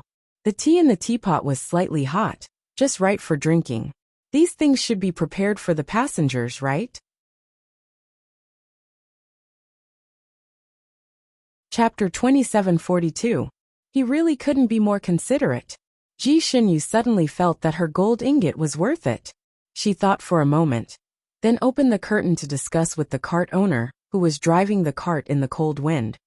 "Boss, after you send me to the place, can you wait for me at the foot of the mountain for 4 days? I can directly give you 10 times the price." In the cold wind, the cart owner didn't even turn his head, he only replied, "Okay." Although the cart owner didn't like to talk much, he was very easy to talk to. Ji Xinyu was satisfied. She thought for a moment, then asked, "Can I eat the things in your cart? If you need to charge extra, I can give you an advance." "No need, just eat it." The things in the cart were indeed for customers to use. She didn't guess wrong. Ji Xinyu deeply felt that this cart owner was very business-minded, and also very benevolent and honest. When he met a customer like her who didn't lack money, he didn't cheat or cheat. It was really commendable. Ji Xinyu had always been forthright towards this kind of person. The cold wind outside was bone-chilling. It wasn't easy for the cart owner to drive the cart outside. Ji Xinyu casually took out a gourd of wine and threw it to him. "Come, drink a gourd to warm your body." The cart owner raised his hand and sniffed. 30-year-old green bamboo leaf, it tastes good." Opening the gourd, he poured it down like a whale drinking from a river, then gave Ji Xinyu a thumbs up. "Good wine." She didn't expect the cart owner to be an expert in drinking. Sure enough, experts were among the people. This sentence was not wrong at all. She glanced at the person's appearance. It was an ordinary face, but his eyes were as clear as water, extremely spirited.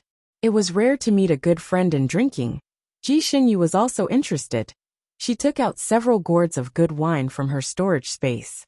The two of them didn't ask about each other's background. One inside the cart, the other outside the cart. They started drinking. Ji Xinyu didn't see wrong. This cart driver was indeed an expert in drinking. She almost threw a gourd at him, and he could guess the name of the wine with just a sniff. Even the age of the wine was exactly right. Ji Xinyu admired him so much that she couldn't help but exchange ideas with him. The cart driver didn't speak much, but every word he said hit the nail on the head. It was as if he had swept Ji Xinyu's itch, making her smile. In her life, she had seen 2 experts in drinking. One was Rong's Tianlan. The other was the cart driver in front of her. When they were drinking, there was a moment when Ji Xinyu almost thought that the coachman was Rong Yuetian. But then she shook her head. Apart from being experts in wine tasting, the two of them did not overlap in other aspects. Rong, a person's man's son's he's is he's ttrsb. He's is tis t is he. T's look t's sss of him. S therefore, the doubt in Ji Xinyu's heart only flashed for a moment before she threw it away. With a good friend, 1,000 cups were too little. The two of them drank and chatted, not feeling the loneliness of the journey. The cart driver's driving skills were extraordinary. Even though he was drinking, he drove very steadily. Ji Xinyu sat in the cart. The tea on the table didn't even spill. She actually wanted to get drunk, but when she thought of today's mission, she perked up. "Young master, if you're tired, you can rest. I'll call you when we get there. There's a hangover ointment in the lower left corner of the cart. You can take a spoonful."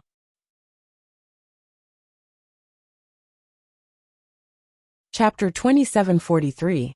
If you're tired, you can rest for a while. I'll call you when we arrive. There's some hangover ointment in the lower left corner of the carriage. Just take a spoonful. The coachman turned around and stopped drinking with her. Ji Xinyu was familiar with the hidden doors and mechanisms in the carriage, so she quickly found the ointment. She thanked him and took a spoonful. It tasted good and had a hangover effect. Ji Xinyu was a little dizzy at first, but after taking the ointment, the dizziness disappeared completely. She leaned against the carriage and closed her eyes, wanting to take a short nap. She fell asleep after taking a short nap. In a daze, she seemed to feel someone sitting beside her and rolling up her sleeves. There was a faint coolness coming from the wound on her arm, and she seemed to smell a whiff of white plum. There were only 2 entrances to the misty mountain.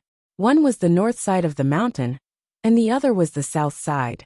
The north side of the mountain was steep, with the most evil beasts and demons, and miasma occasionally appeared.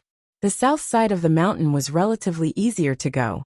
Therefore, almost all the men and women who came to renew their marriage went to the south side of the mountain. Only the masters of the masters, and those who liked to stand out would go to the south side of the mountain. This time, there were equally many onlookers at the Misty Mountain. Most of them thought that the masters of the masters like Rongyue Tianlan and Ji Xinyue might challenge the north side of the mountain so that they could stand out. Of course, there were also some people who thought that the two of them didn't seem like masters who liked to look for trouble, so the possibility of them going to the south side of the mountain was higher. People with two different viewpoints couldn't convince each other, so they just looked at each other. Ji Xinyue was woken up by the noise outside. She opened her eyes and looked outside. The scene outside could only be described with one word: endless traffic, as lively as a gathering. The veins on Ji Xinyue's forehead throbbed. Although she was mentally prepared, she thought that there would be many people watching. She didn't expect there to be so many. Even the busiest streets in the city weren't as lively as here. The carriage she was in naturally slowed down and stopped at a crossroad. The coachman's voice came. "Master, are you going to the north or south side of the mountain?" "This is the north of the mountain." Ji Xinyu decisively lifted the curtain and said, "Let's go to Shannon." She didn't care where Rongyue Tianlan went. She was going to Shannon. She was here to break off the engagement, not to show off. She didn't want to waste any of her energy on acting tough. "Okay." The coachman agreed and drove the carriage to a fork in the road that led in another direction. Just as Ji Xinyue was about to put down the curtain, she suddenly heard a commotion coming from the north of the mountain. The carriage of the Nantian imperial family. "Look, it's the Nantian imperial family's carriage." It really is. Is Princess Ji Xinyue in the carriage? Maybe. No wonder I haven't seen her for the past few days. Looks like she's really in the car. A moment later, Ji Xinyue saw a golden carriage pulled by 8 fiery heavenly colts galloping over from the distance.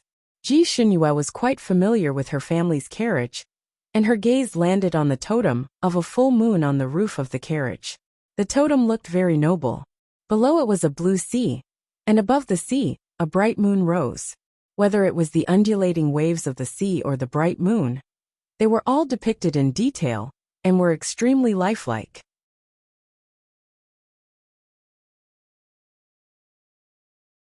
Chapter 2744. Ji Xinyu recognized that it was Ji Tianyu's.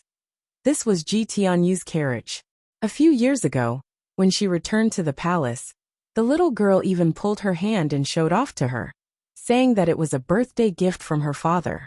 He even dragged her into the carriage and drove her around the palace. At that time, it was a coincidence that they met South Heaven Emperor.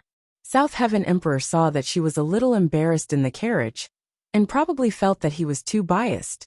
So he quietly made a wish to her, saying that when she turned 3,500 years old, he would give her a luxurious carriage as well. At that time, she casually agreed and didn't say anything else. It wasn't the first time she was ignored in her life, and after so many times, she became numb to it. She didn't take South Heaven Emperor's promise to heart. Probably no one would have thought that she, Ji Xinyu, didn't have her own carriage in South Heaven Palace. She looked at the luxurious carriage with her head propped up, and understood that the person inside the carriage was the little sister she once doted on. She was so young, so she definitely didn't come by herself. Then who was accompanying her in the carriage? This carriage appeared in such a high-profile manner, so it naturally attracted the attention of most people. People were still guessing, but the main direction of their guesses was that this carriage belonged to Ji Xinyu, and they were all guessing where she was in the carriage. The pearl curtains swayed, and under the sunlight, there was a thin layer of light, so people couldn't see the situation inside the carriage. Many people stretched their necks to look inside, but they couldn't see anything. Suddenly, a slender hand appeared from the curtains. The 5 fingers were long, tender and snow-white. Such a small hand was as transparent as a jade carving under the reflection of the pearl curtains. People held their breaths, and countless bright eyes stared at this hand. What a beautiful hand! However, this hand seemed a little small, and didn't seem to belong to an adult woman. Just as people were guessing, the bead curtain was lifted halfway, revealing half of a face that was as beautiful as a flower. The owner of that small face didn't seem to expect so many people to stare at her, and her snow-white face blushed slightly. She stuck out her tongue, and hurriedly shrank back. The bead curtain swayed again, and the little beauty was no longer visible. Only the little girl's giggles could be heard from within the carriage. Brother Yu, there are so many people outside. Are they all here to see Shen Yu Jiejian? So many people came for the annulment ceremony. Are you nervous? Her voice was sometimes high and sometimes low. Some words were enunciated clearly, while others were enunciated vaguely. However, almost all of the people outside were shrewd people. From these words, they had already guessed most of what had happened. The person on the carriage was the little princess of the South Heaven Emperor's family. Although the person on the same carriage as her didn't show himself, it should be the Eighth Highness without a doubt. Originally, people were skeptical about the rumor that Rongyue Tianlan had a special liking for little Princess Ji Tianyue, thinking that it was illogical. After all, the age difference between the two was too great. When Rongyue Tianlan and Ji Shenyue were engaged, Rongyue Tianlan had just reached adulthood, while Ji Shenyue was still an infant. One of the reasons why the Eighth Highness ran away from the marriage was that the other party was too young, and the two of them were not compatible. Now he had found an even smaller one. Furthermore, she was the younger sister of his current fiancé. People generally felt that it was impossible, so they just treated it as a rumor. Now it seemed that it was true. If the Eighth Highness came to the annulment ceremony with this little princess, wouldn't it be an official announcement to the world that he was interested in little Princess Ji Tianyue?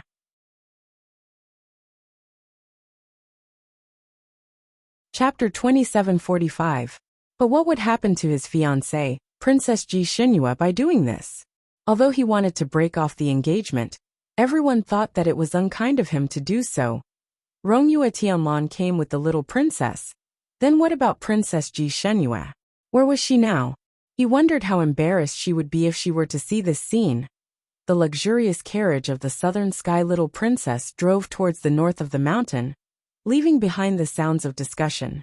Naturally, the crowd that was still hesitant about what to do followed the carriage. Ji Shenyue put down the curtain and said to the carriage owner outside, "Let's go." The carriage owner leaned against the carriage with his arms crossed. The discussion of those people naturally entered his ears. He was expressionless and just listened indifferently. He also glanced at the luxurious carriage, but no emotions could be seen in his eyes. Hearing Ji Shenyue's order, he suddenly smiled. "Are you still sure about going to the south of the mountain?" "Why not?" Ji Shenyue asked back. She also smiled. Her Highness Rongyue might like to be in the limelight, but that princess is not. I bet she just wants to break off the engagement quietly. She doesn't want to put on a show in front of anyone. The carriage driver was silent for a moment, then laughed again. "Okay, to the south of the mountain." The carriage started to move again. The southern foot of the misty mountain was near the sea. This place was obviously different from the north. The vegetation here was extremely lush, thick and light green, speckled with colorful stars. The trees here were obviously subtropical. Tall coconut trees were everywhere. Banyan trees with countless aerial roots each had a trunk that was thick enough for several people to wrap their arms around. The road to the entrance of the mountain was opened by people. Because there were usually few people on this road, at this moment, there were already plants under the thick stone slabs on the road, making the huge stones on the road uneven. From time to time, there would be traces of all kinds of beasts on the road. At this moment this road, which was usually very deserted, was full of carriages of all kinds. There were nobles, generals, ministers, high officials and nobles, as well as ordinary people. The closer they got to the entrance, the more crowded it was. On the trees, on the huge stones on the mountain peak, it was full of people. Ji Shenyue put the curtain on the carriage and rubbed her slightly swollen eyebrows. Just how bored were these people to come and watch the show? The car suddenly stopped, and the car owner's voice sounded. "The road ahead is already congested. Do you still want to go in?" Ji Shenyue thought for a moment, then lifted the curtain. "I'll get off now." She could go in by herself and reveal her identity to the guard at the entrance. When she raised her head, she saw the coachman looking at her with a faint smile. This expression was too familiar. Her heart skipped a beat. You, the coachman smiled. Why do you have to walk in yourself? You have to go in openly. Sit tight. Just as the words sit tight landed, Ji Xinyu felt the car suddenly shake. His vision suddenly blurred. When this carriage first appeared on this road, no one noticed it. After all, this carriage didn't look any different from other carriages. But now there were too many of these carriages on this road. At a glance, they could be seen everywhere. However, a five-colored light suddenly rose from the carriage. The five-colored light was extremely dazzling, attracting everyone's attention. Under everyone's gazes, the carriage underwent a shocking transformation. There were more in the morning. Dear friends, now is the double monthly ticket period. If everyone casts a ticket, Mumu will be counted as 2 tickets. At the end of the month, Mumu released another round of chapters. It's estimated that those who didn't have monthly tickets before will soon have monthly tickets. Everyone, you have to check your monthly ticket column every day and try to vote. Who knows, maybe one of your tickets will fly out. Haha. Chapter 2746. First of all, the carriage was the size of a small house, about 10 square meters. But now, it had suddenly expanded 5 or 6 times. It was the size of a small palace. Then there was the color. Originally, it looked like a green cloth carriage with no decorations on the body. But now, the body of the carriage looked like it was carved out of a large piece of white jade. The jade was transparent and shone with a soft white luster under the sun. There was a huge snow lotus embossed on the jade body. The snow lotus gradually turned red, and when the sun shone on it, the petals seemed to be stained with water droplets, sparkling like pearls. There were no other decorations on the carriage, except for this embossed sculpture. But there were only 2 words to describe it: low-key luxury. Not only had the carriage changed, but even the fire cloud leopard pulling it had also changed. It had a streamlined horse body, a crystal-like horn, ruby-like eyes, and snow-white wings. Someone exclaimed, "It's a winged unicorn! Heavens, it's a winged unicorn!" The winged unicorn was the rarest divine beast in the Fanning continent. When it flew, auspicious clouds would automatically revolve around it, and it could travel thousands of miles in an instant. Even if it ran like an ordinary beast, its speed was not comparable to ordinary beasts. It really ran like lightning. The fastest fire cloud leopard could only run more than 2,000 miles a day without eating or drinking. But this unicorn could run at least 20,000 miles a day. This kind of beast was already mystical and extremely rare. It was even harder to tame. It looked very handsome and delicate, but once it unleashed its power, it was not delicate at all. When it used all kinds of spells, it could cover the sky, thunder, and lightning. With a flap of its wings, it could easily flatten a mountain. Even if it was an evil dragon, it would dare to fight. This kind of beast was extremely arrogant and would not be controlled by anyone. It had never been heard of anyone taming it as a mount. When this kind of beast appeared, it would cause a sensation. Now, not only did it appear, but it had also become a horse pulling a carriage. And there were 2 of them. At this moment, the carriage driver standing in front of this incomparably eye-catching carriage had also changed his appearance. Originally, he was just a coarse and rough man, but now, he was a noble and peerlessly handsome young master. He wore a blue robe embroidered with aquatic plant patterns that almost dragged on the ground. His long black hair was draped over his shoulders, with only a light blue hairband at the back of his head. The rest of his hair flew like a waterfall. There was a mountain and river folding fan in his hand. The jade pendant on the folding fan made his slender fingers look even more translucent. He stood in front of the carriage, and there was an indescribable harmony between him and the carriage. Coupled with the green mountains and clear water behind him, it was like an ink landscape painting, and it was pleasing to the eye. The surrounding onlookers were stunned at first, and then they boiled over. Someone called out, "Rongyu, 8th Highness. It's 8th Highness Rongyu. It's really him. Why was he here? Didn't the rumor say that he went to the entrance of Shanbei? Could it be that he changed his mind and came to the southern entrance of the mountain? Who was in the car? Could it be that little Princess Ji Tianhua?" The discussions and guesses in the crowd were endless, But Rong Yu Tianlan did not seem to hear these rumors. He swung the silver-blue long whip in his hand. The two-winged unicorn that had been pretending to be a fire cloud leopard for a day had long been suffocated. Now that they could finally show their true form and show their true abilities, they were naturally very happy. They raised their heads and let out a long hiss.